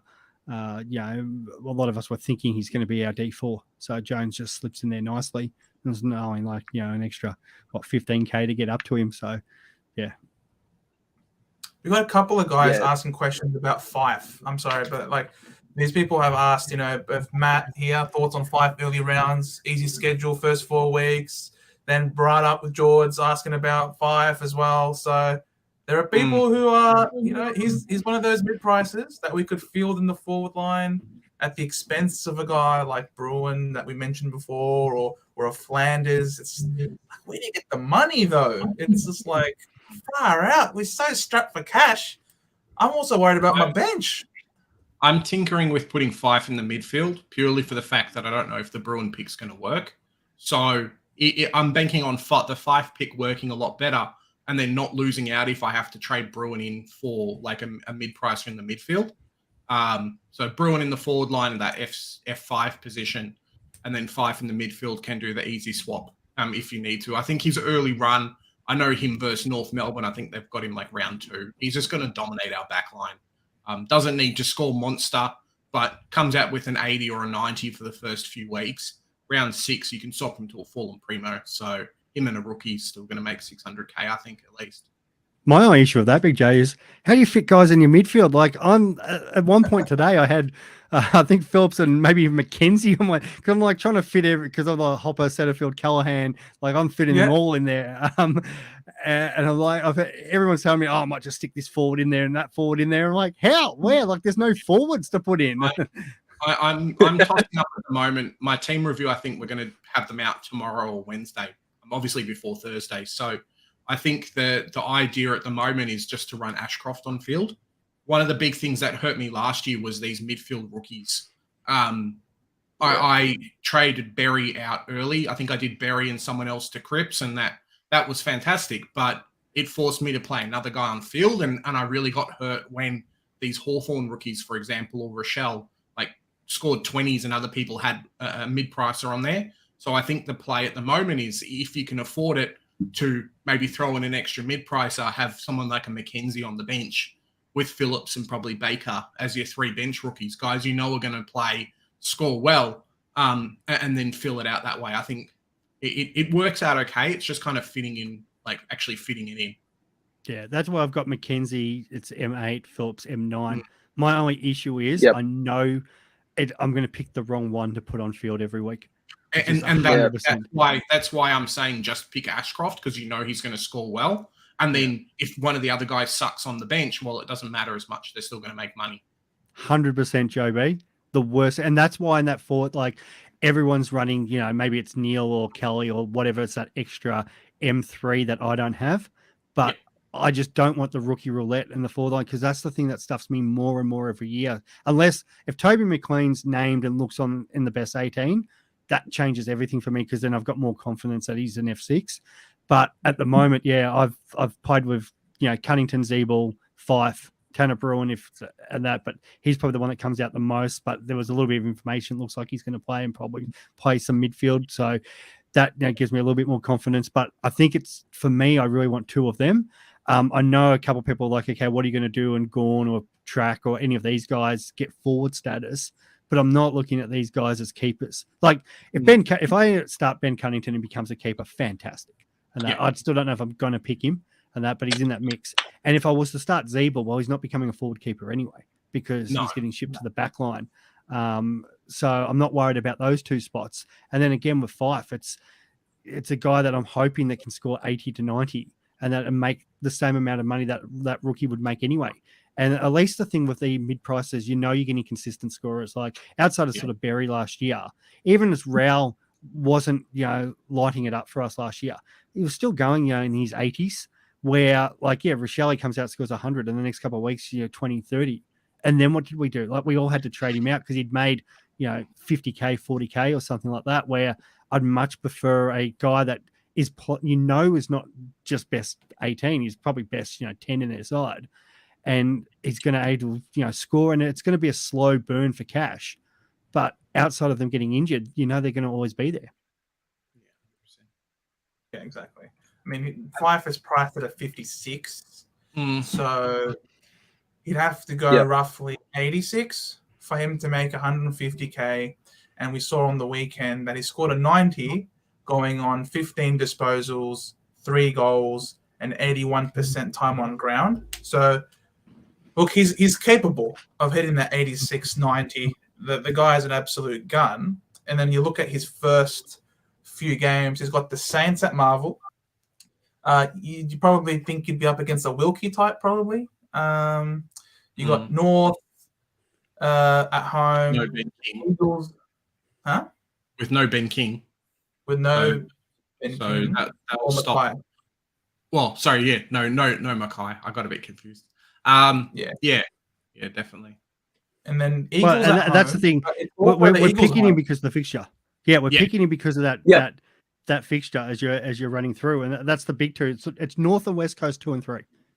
Yeah. So at home as well. So, and it's not even a case where, this is round 13, 14, 15. Oh, we might need to get Fife a rest and stuff like that because he's a little bit older and stuff like that. Come out early in the season, get your percentage up because we see how valuable that was last year. And I think Freo have to come out with naturally you've got to tick off the win first. But if they're in a position to put goals on these two teams, which most people are predicting to be bottom 4, and that that means Fife's going to have so many opportunities to score. If he comes out and kicks a 4-goal game, he's scoring 100. I think it's pretty fair to say, I'll get you guys' opinions on this before we hit a few of the questions, but pretty fair to say that if all of our mid prices get to the 450k mark and a Callahan and a Flanders get to 400, we'd be pretty happy with those results, right? Then plus a rookie absolutely premium across the board for every position. Yeah, definitely. I think me with Fife, I prefer Fife over Bruin at this point in time. Just because it's Chris Scott we're dealing with. They're a well-oiled machine, Geelong, but we are dealing with for Soup coach wise a pain in the ass coach, and he could be playing silly buggers with Tanner Bruin. I'd rather just see it, and then just looking at Fife's fixture, we've mentioned, it's just absolutely brilliant for the first 6 games of the season. And as well, he's injury prone, but we only need him for 8 or 9 games. So we're not asking a whole season from the bloke, but I think he's just going to be a fantastic option early. And worst case scenario, so I've got Fife, but not Bruin. If Bruin proves me wrong and Chris Scott proves me wrong, and if Fife goes crap in the first 2 games, then that is just an easy swap, correctional trade if need be. So that's why if Fife goes 40 and 50, especially against St Kilda, who are a bit decimated at the minute, and then North Melbourne, who we're projecting to be a bottom 4 side, then that's an easy swap to Bruin if he's doing absolutely fantastic. So, it's just that sort of thing. Then you have blokes like Callahan, who's just a silky user of the ball, tall winger that's going to get a lot of marks. Projecting kicks inside the forward 50 is going to be very handy. Setterfield, he looks like, S and need another bigger body midfielder in there. There's just so many good options. Warpool as well. So you can take a pick in the midfield. It's just whoever you like watching. I'm not picking Warpool, even as a Hawthorn supporter, just because I don't like watching him play football. I agree. I'm not really sure if he's that good. So, yeah. Oh, hello. Oh, the man. He's the back. Man, the he hasn't left us yet. That is awesome. He's still watching. I personally, it's That's Dawson. I think because he's taken over as captaincy, and there was that sort of doubt. Well, it's more that guy that's been at the club second year. How can you make him captain? I think he's got a lot to prove with that, and I think he's playing the quarterback role, and everything's going to be going through him. Stuart, as much as his MCG form is still fine. Naturally, his big scores come down at Geelong, and they don't play as many early on. It's about he still averages about the same at the MCG, but his interstate form's always been around that 90 mark, and they do have a few of those interstate games early. So I definitely can see him being picked up a bit early. He's going to prove me wrong with this, but I think he's the one that can drop some cash earlier on. And there's also a little bit of rumor going around that maybe one or two of those Geelong games get moved if this redevelopment doesn't get finished in time, they are behind schedule. So I don't think they moved the Sydney one because they want to unveil the flag. And it's not like it just means less people get in. But I think they're playing. I definitely know they're playing the Bombers at some point. But there's a couple other maybe bigger games that potentially they could look at depending on where that redevelopment's at. So. Yeah, that just these little factors when we're talking about players that literally average 0.1 the difference and stuff like that. So I think Dawson definitely, and then pick up Stewart later. You agree, I Steve? might not be much use because I've got both as my two premium defenders at this stage, and no very Doherty. likely because I haven't gone Doherty, which is. But I've had Stewart and Dawson all pre-season. There's been no injury concerns. I'm going to back them both in, and so be it if Doc goes so well. I'm very nervous to watch that Thursday night game without Doc, but I'm just backing myself in. They haven't had any injury issues. Like you've got Stewart that was a named captain, which I think is a good thing. He can focus more on win the footy and all that, and I'm a big believer in that. Dawson, on the other hand, was named captain. Is he going to worry about not getting as much of the ball and getting others involved, being a true leader that he could be one day? So, look, I think it's personal preference because I like both just as much. I think Dawson can score anywhere on the field, and then Stewart, even on a wing, can score very nicely. So, if he's moved there, so I think it's just going to be personal preference, Anthony. But I don't think you can go wrong with either. You might have to consider the Hawthorn tag with Finn McGuinness. Geelong and Adelaide both play the Hawks early in the season, so you may have to be wary of that. But I think it's whoever you like watching as a player. And you also have to be wary because Stewart wasn't named captain, so he still has the green light to knock people out. Whereas a guy like Dawson, you can't have your captain doing that. It's just not a good look for your club, right? I mean, look at Zorko when he was captain of Brisbane. Not a lot of fans there, right? All right. There's also another question here from Global. Wrong one there. This is the one from Global about Ash. Now, Swizz, apparently you know how much Global loves this kid. So 335k mid. He could have some DPP come around 6 playing off halfback. He was the highest scorer out of the three Giants there. It was a bit of a discussion today because I've got him in a keeper league and did get offered, had people trying to pry him out. And the discussion we put up in our chat was, if DeGoey's offered, do I hold Ash or trade him for DeGoey? And that's kind of where I rate the kid because he's going to get dual position. And being only a 21-year-old, so for keeper, it's a bit of a different story. But we know forwards are harder to find than defenders, and the hope was DeGoey or eventually pick up forward status. The only issue again is the price. So for me, I'm starting Setterfield for two reasons. Because I think there's definitely the role there. Essendon need the bigger body midfielder. Caldwell looks like he's come down with an injury. Parrish looked like he had some ice on him on the calf. So how's he pulling up? And they finally get the big body midfield, and he proved at the GWS he can actually score well. And Essendon's got a pretty soft draw to start off with. However, if that does not, for whatever reason, work for the first couple of games, it's an easy one for me to go down to Horne-Francis, Warple, or Lockie Ash. And then I get two good games to look at Lockie Ash in that role. So my worry is it him, Isaac Cumming, or Whitfield getting the majority? And I feel like it's a little bit Fremantle-like, where you got Luke Ryan, Hayden Young, Chapman. They've got many options down there, and it depends on the opposition which way they bring that ball in. You see that in particular at Marvel. Happens at other games too, but it always seems like I always sit the wrong side at Marvel because teams seem to just play down one particular wing that week, and I'm like, okay, do I go and swap at halftime because I'm missing all the action?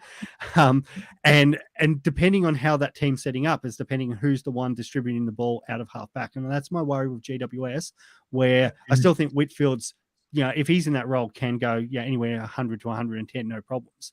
But is it Isaac Cumming or Lockie Ash, the next one, getting the benefit from that? And he's definitely got the potential that he could, get close to triple figures, especially if the Giants, in my eyes, are going to be as bad as they are. Maybe not as much in Steve's eyes. But yeah, which one? So I want to have two games to look at it, and just to make sure And then, yeah, if Setterfield fells, it's an easy swap down. If he comes out and goes 95-95, well, yeah, here we go. Yeah, no, fair enough. Yeah, well, the role's going to be there for sure. Yeah, I'm not massive on Setterfield because I don't think they'll fully play him. He obviously won't play all the time in the midfield. But I guess it's almost as a positive for him. He's not that good versatility wise. I think that's really what brought down his stock at Carlton, where he was playing on a wing or a half full, and that's just really not his game. So I think it's a positive that he can only play midfield, but at the same time, I said he was a poor man's Paddy Cripps at Carlton because they already had the best one.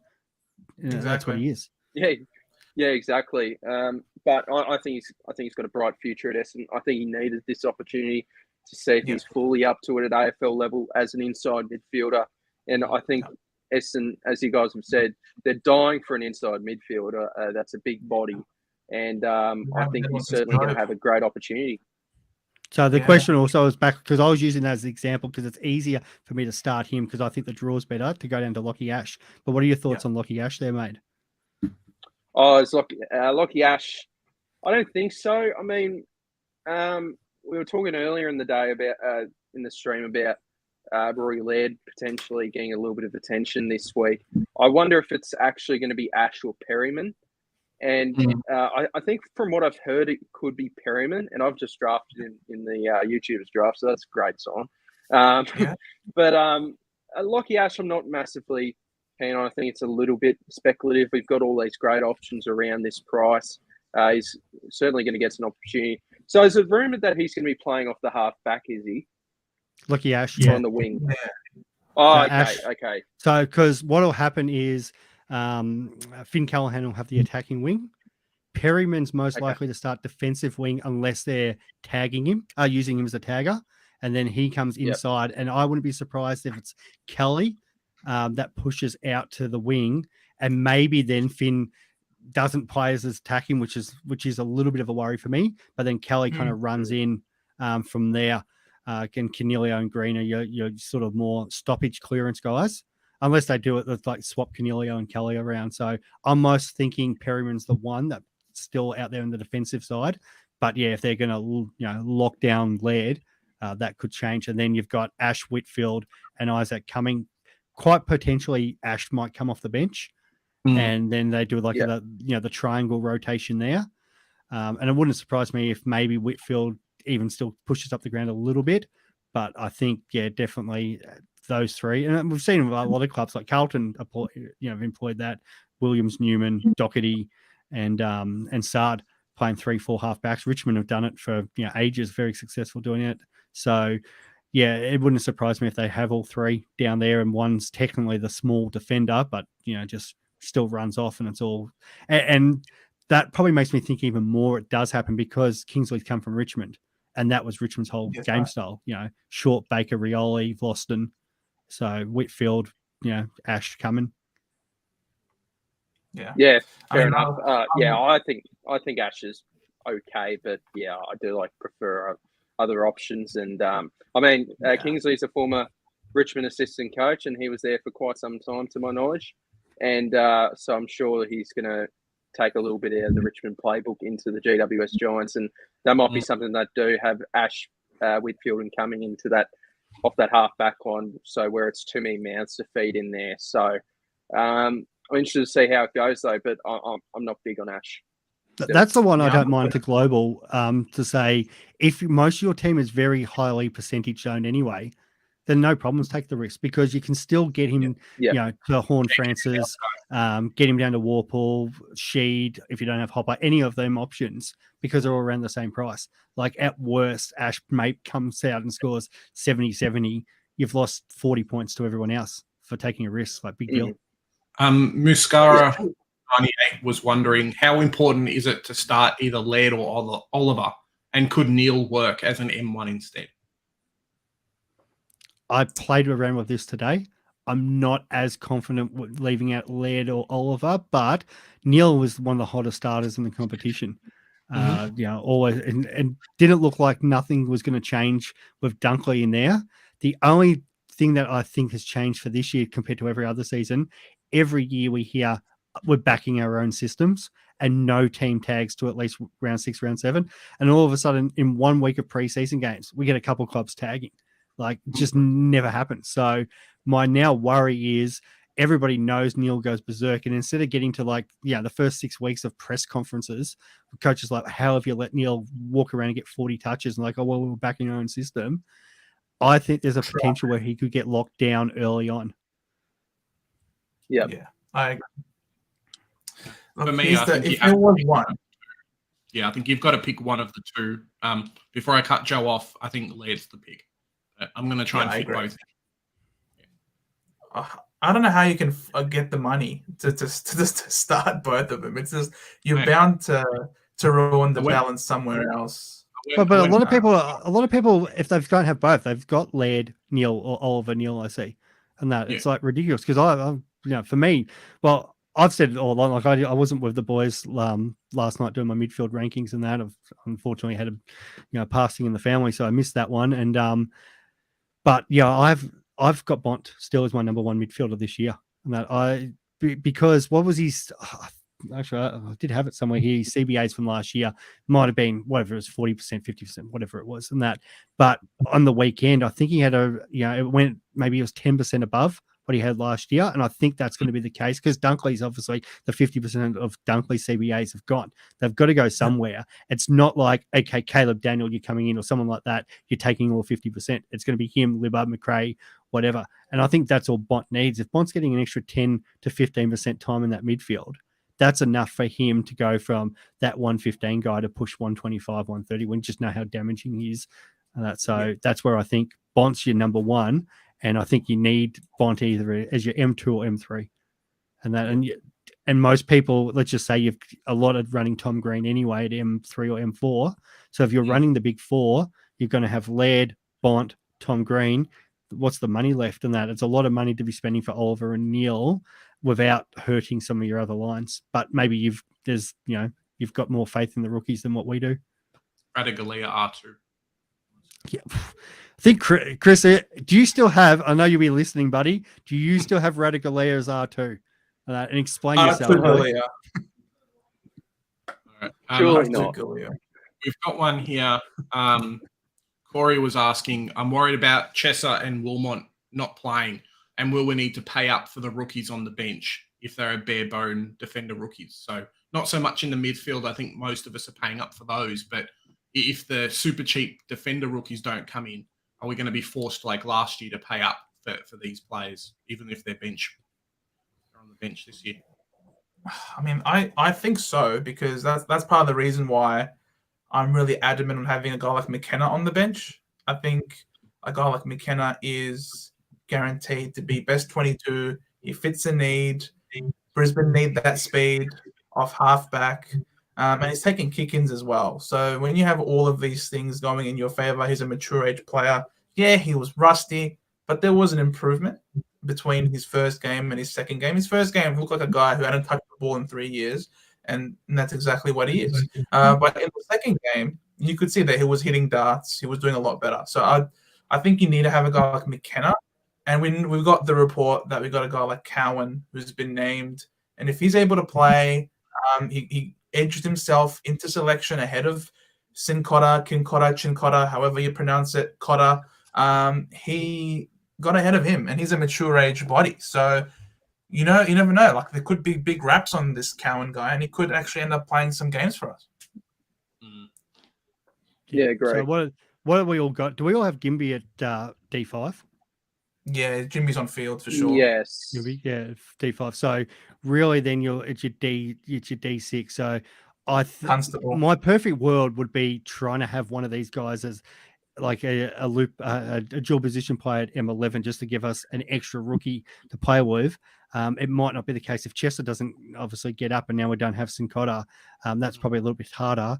So, but I still think some are still running McKenna, but between McKenna, Cowan, Wilmot, some have even paid up and gone maybe a Thomas Cole. Yeah, there's still other options there. I think trying to 3 guys to fill one position, the only issue is going to be rookie roulette with it.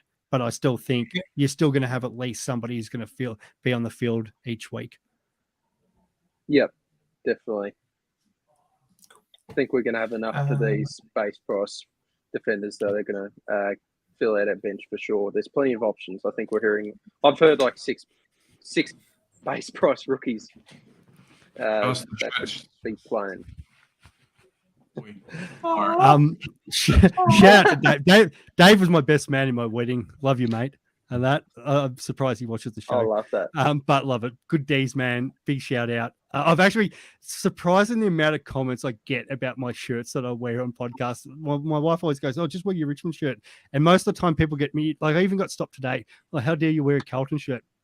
Which is my cricket club shirt. It's in the background. I'm always in my Parkfield gear. But I started after I wore something stupid one time, and people started making comments about my shirt. So I went out, and every time I see something stupid or some silly shirt, now I go out and buy it and wear it on the podcast. So yeah, this is my two-headed bear. Usually I've got this because we're talking about something to do with Tasmania, and I was like, oh yeah, I'll get something with two heads on it. I've got the Butters shirt because I'm a big fan of Zach Butters, and I drafted him in a couple of drafts, so got that one going. And and then the Seagull one for Lockie Hunter and Jake Lloyd. If anybody sees any shirts that you could make footy related, let me know because I'm always up for something funky. Chris was saying basically my choice is to start Kelly in the midfield or English in the ruck. Either way, it means Asava's on field at either F6 or R2. And he prefers Kelly at the moment. But I don't know about him at R2. I mean, there really doesn't offer much there for you if the pick doesn't work. At least if he's on the forward line, you can swap him with the bench guy. I really hope he goes Asava and Kelly, and then Asava gets sub round one, and Laird locks down on Kelly and then Chris's season's done. Yeah, good. R2 Galea. I'm at F6. Oh, no. And then Radically gets dropped round two. And then it's like, Jack Henry's back out. Make that trade, Chris. Geelong have pulled some magic all of a sudden. They've got Henry back in round 2. Oh, that would be amazing. Or round 4, for example. Like you're holding on to him, and then just before the price rise, psych, Henry's back. Chris wouldn't come on that podcast. Ben and I would be giving him too much shit. It'd be just brilliant. I've been told off. Asking about DPP players. No, if they can't lose their status. So if they're already a ruck forward, they can't now get defense. And on that, if they've already got 2 positions, they can't get a third. No, for that. So that'd be cool though. How cool would that be one day? Oh, wouldn't that be amazing? That's pretty awesome. Forward ruck defense, I'd love it. Blue Stars would be the one. That 4 position. Oh, You should have Be the most picked players on in Supercoach. He's a bloody chameleon, this guy. I've been told off by Travis here. Bloody looking through Essendon glasses. Mate, I hate the guy, all right? He can get stuffed. If I avoid picking him and save myself some money, then that's great. But I think I might have answered this to Trav about with the he got outrun by 2 Geelong players on the weekend, and that he's going to take time to find his feet. The only thing I think there's a chance that like Wilmot or somebody else might get dropped because he had multiple clubs that he could have gone to, and I feel like there's no assurance that you're ever going to get picked in footy, but there's got to be. You got to think there's going to be something there that he's gone Brisbane over everyone else because that was a hard defense to crack. Kitty Coleman, Rich, they already had young Wilmot coming through, but apart from Archie and Starcevich and other players down there, so and Answorth as he's mentioned. So I feel like there's a reason why, and it might be a case where McKinnon might just go half forward, or he might sub or something. But so I don't think it's Joe looking through his Essendon glasses. There's got to be a reason why he's gone there, but I don't know if I haven't had him most of the preseason. I think I've done 1 team reveal with him in just because it was probably a weight of numbers and then couldn't get him out quicker enough. I'm not a big fan of him in my side. That's right. Med backs me though. Med says as a fail safe, it's perfectly fine. So I mean, it's just a question of how much money you want to have on the bench when you've got all these other players that you want to pay up for. Otherwise, you might end up paying up for some key forwards in your forward line. It's not like, apart from Green, is there any other key forwards in the forward line that you want to pay up for? Chandler, he could be dropped or sub. Is Menzies going to Probably play? sub, I reckon. Is Menzies going to play? He could, but from Essendon. But the problem is that Essendon roulette with Tipper, Menzies, and Davey. Well, I don't think apparently Menzies looks really good. Yeah, well, they don't. Surely they don't play all three of them. I reckon Tipper still looks a while off from AFL level, he probably does. I think Menzies gets picked. Yeah, but then how long until Tipper, and even how long until the other Davies even fit too? Because I heard he was he as a forward pocket was amazing. He's on the long term. He's on the long term injury. Okay, well, long term he's now. Okay, yeah, he's there for the season. Okay, that's a shame. But I think I've got a feeling if Tipper was to come back in at some point, I personally don't reckon he's fully ready yet. But I think it would be for someone like an Alwyn Davey Jr. So that's why if I absolutely can, I won't pick Alwyn Davey, because I think someone like a Menzies who just looks so lively and just an absolute little bugger that Essendon need in their forward line. So I just think Menzies look fantastic. I've heard all good things about Joey Menzies, and I think Alwyn Davey would be the one that would come out and maybe he becomes the sub or whatever that may look like. Yeah, and Menzies is mature as well. Yeah, Menzies a lot further ahead development-wise, whereas a guy like we see a lot with the young Indigenous boys. They just don't have the tank to go really early on. It takes them some time to build that up. And I'm not sure how many really come in flying. Like, I think Nazaya was a really good pick last year, playing on a wing. But apart from that, they tend to take some time to build up. So a guy like Menzies, I think he's done everything he can to cement a spot early. I think he's ahead of Alwyn Davey Jr. It's just a question, I suppose, of whether Brad thinks that Tipper's ready to go or not. I don't think he thinks so at this point. He said that if round one was 6-minute quarters, then he'd be good to go. But it looks like he might. It was AFLX. Yeah, exactly. AFLX. Essendon have a few options anyway. Like, we're talking about Durham and Nick Martin most likely to get the wings, but there's no guarantee that they don't get pushed off of, for example, Heppel or McGrath, or because all these half-back options do. They might have to push one up there.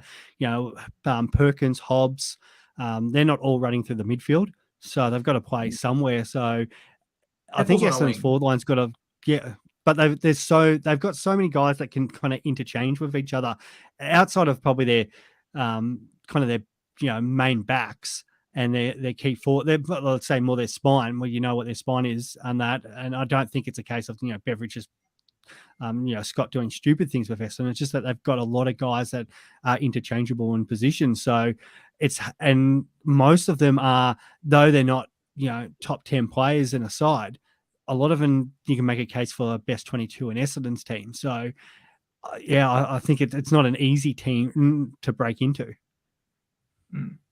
Yeah, certainly. There's 5 or 6 guys in that small forward for Essendon that could be named. Even blokes like Tex Wanganeen if he has an improved season, or I know Massimo D'Ambrosio. Late last year he moved a bit more into the forward line, and so there's really a lot of names that Essendon have to really consider to play in certain positions, and I think that's a bloke like and Sam Durham. Yep. Which Durham's meant to be names. Durham's meant to be playing wing this year, so I've got him in a couple drafts late because that's where they've kind of been training him. But he was more that half back at Richmond's VFL. But just because now that McGrath's back there, that's obviously had to push him up the ground. And then Nick Martin's done a lot of work to try to get up onto that other wing, but there's no guarantees there. There's a lot of talk that they've been trying to train Nick Cox as in position, but is he a winger? And as we said, they've got so many players that can move around. So I'll be watching them with a lot of fascination. I go to a lot of Bombers games because of my partner. So I'm looking forward to watching them against the Hawks and how they set up and what their best sort of 22 is. Hopefully it's even better for Setterfield. So many wingers. Steve said so many wingers in the team, right? So that's it. Well, Steve said that. Where's his best position? It's inside mid and that. Like it's there. It's the it's a C grade version of Patrick Cripps in there. It's the still big body guy who gets out, wins the ball, handballs. Oh, he's not trashing the guy. God damn it, bro! He's come to the club to become the Paddy Cripps. Cripps is a superstar, but they don't have anyone like that. Like it was just the stupidest move to go to Carlton because they had the guy that was the best in the competition that was playing that. It's like it'd be like when Bruce went to Melbourne of all teams. Oh, that like, was you go. that was funny. So where now he goes to Essendon, where they legitimately do not have that player. So where he got forced out to the wing. Yeah, Essendon and Crichton were like, we want someone more than 182 centimeters playing in our midfield. Yes, Chris. Yeah, the GOAT, 150. Chris, this is the one thing Chris and I agree on. We're absolutely locked in on Setterfield and that. And the fact that my other half has actually got Setterfield in her team, and that made me actually even more think that, because she's all over what's happening at Essendon, she wouldn't have a clue anything else for any other sides, but she usually doesn't put any Essendon player in. She's doesn't like Zachy Merritt. I don't know why Zachy Merritt. He's the one Essendon player I love to bits, but she's not a big fan of him. But she's like, if she could, she'd put me in McGrath and Ridley and all these freaking guys. But she's like, she's like 100% Setterfield's locked. So I love it. We'll probably do 5-minute warning and then we'll finish up. Yeah. So if anyone's on that, because Steve's brought up a few times about not picking Davey. That's a question that's come up.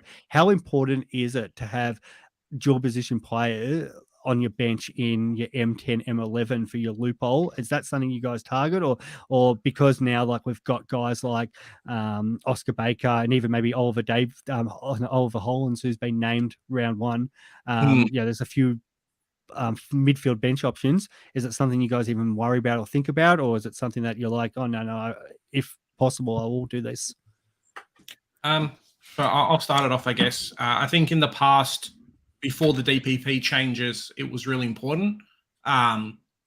With the DPP changes, I still think it's really important. I think any more versatility you can put in your team is better. It's more just the midfielders at the moment. A lot of the really good midfielders in Supercoach are midfield only just because they were selected at juniors, like as a midfielder. So they're the ones that generally get it. Whereas like Davey might find a space in your team, but because he can be selectable in the forward line, you're not going to pick him, on a midfield bench over like a Baker, for example, or a Phillips or Holland kind of thing. So you want to have versatility. You want to do that. It saved my butt more than once, especially during the buys, being able to move players around and things. But it's more just like these guys just aren't selectable because they will get DPP.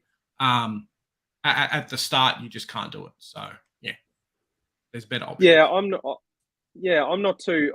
I take a bit of consideration into it because like even with my mid-bench setup, so I've got Will Phillips, Charlie Constable, which I'd much prefer him to be in my defender bench. But at the minute, I've got Wilmot and Cowan and they haven't got mid status or anything. So he's just stuck in my midfield bench for now. But then you've got Baker, so there's no mid forward. But then I've got Nat Fyfe and M5 who I can swing into the forward line if need be. So I do take it into consideration a fair bit because I think I've got nearly every loop possible except a defender forward and mid ruck whatever as in my side at the minute. So I do take pride into it and I certainly keep it into high consideration.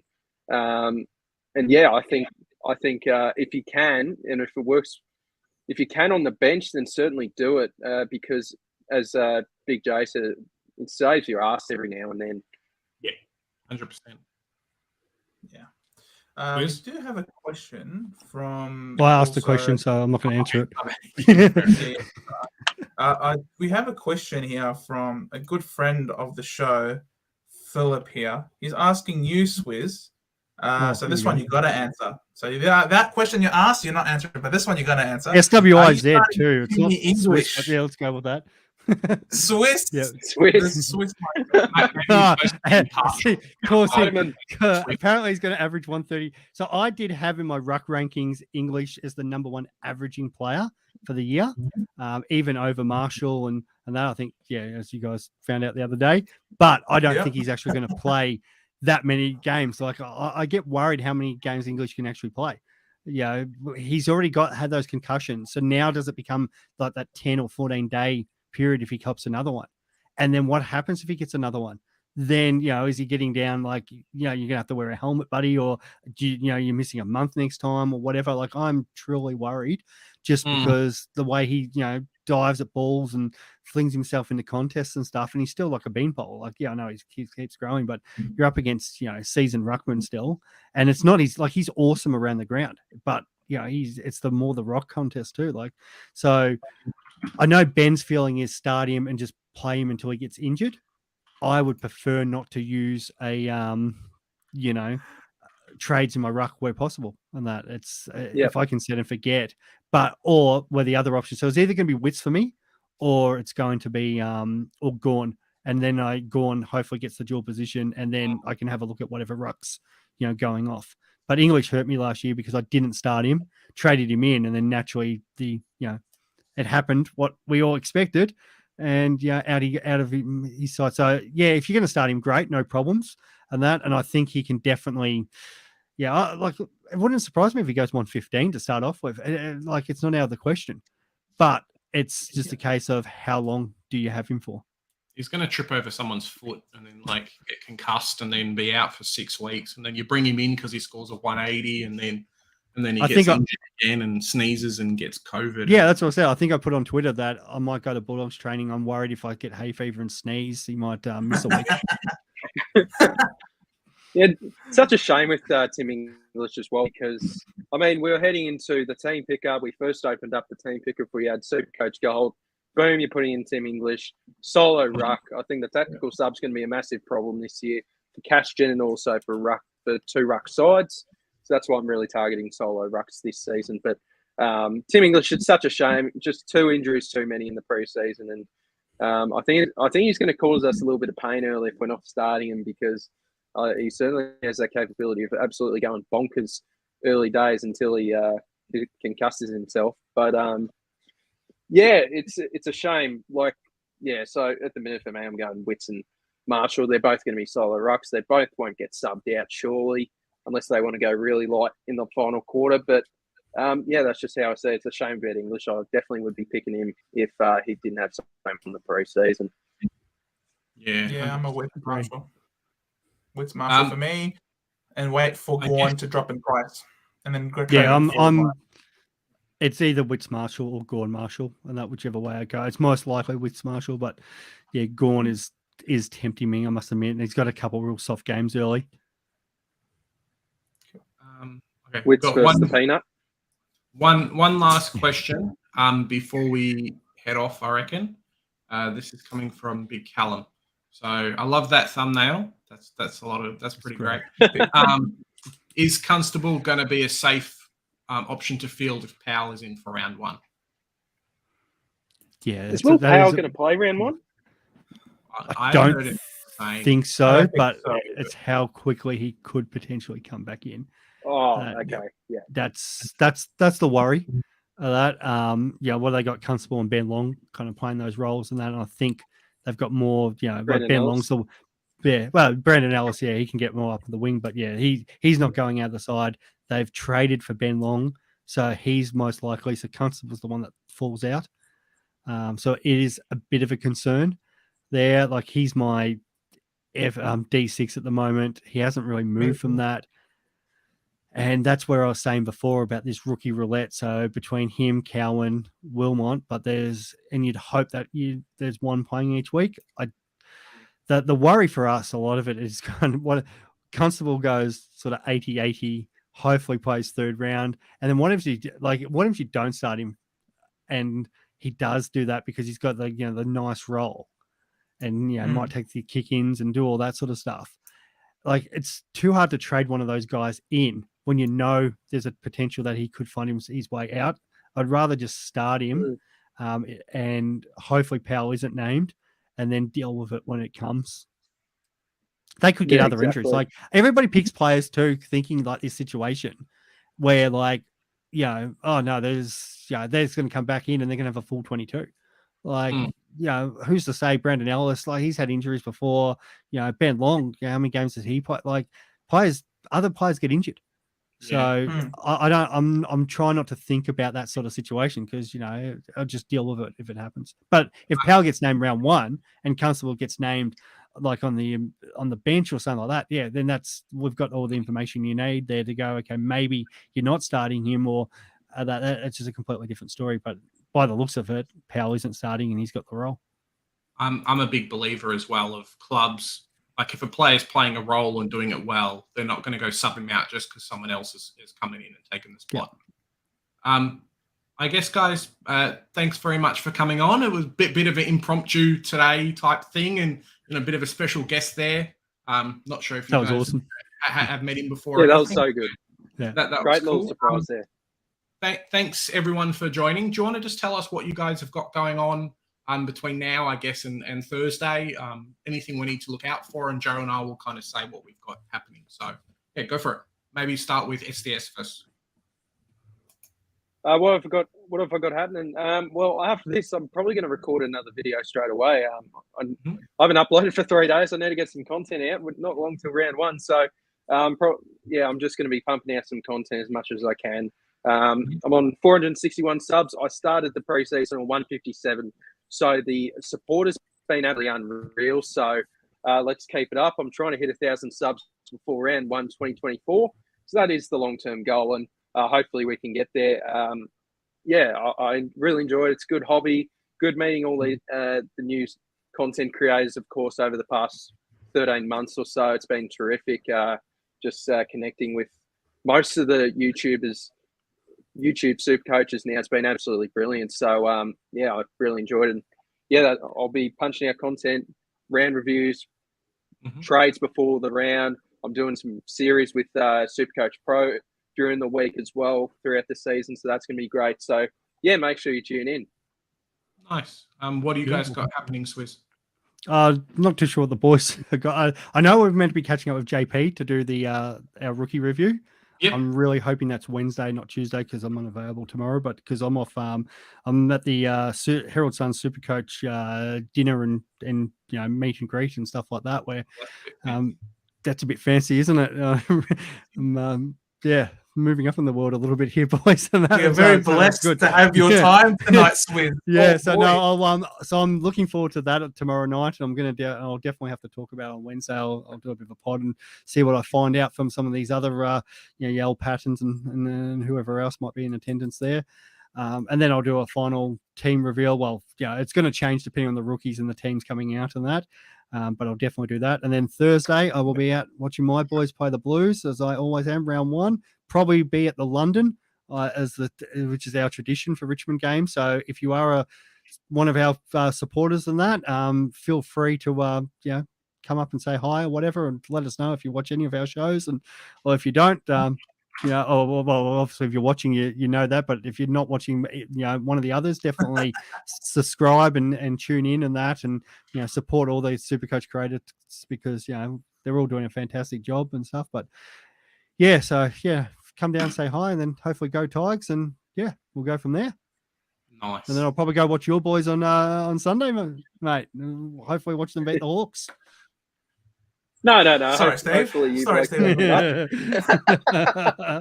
should be a good game. I think you blokes should win, but we'll see how we go. I should ask you, Steve. 150. I should ask you, Steve, as well. Do you think West Ham are going to avoid relegation too, mate? Oh, how do you know I support West Ham, mate? Have I mentioned There's no secrets here in the Supercoach world, mate. Oh, yeah, because I keep tweeting about them. We'll go down. We won't sack Moyes, and we would have spent 180 million on players, and it'll get us relegated. We're a shocking club. Thank you. No worries. Thank you so much. It's an honour to jump on your channel, and you blokes have killed it over the off season. Well done on 1,000 subs. You blokes absolutely deserve it. And thank you very much. Take it from me, Joe. No Jay. I think we've got our team reviews probably coming out tomorrow, and then a couple of just extra videos. On Thursday, we're going to do just like a quick watch along on Wednesday, we might do a quick video just talking about the team sheets for Richmond. On Thursday, we're going to do something at 5:30, just kind of as the team sheets come out.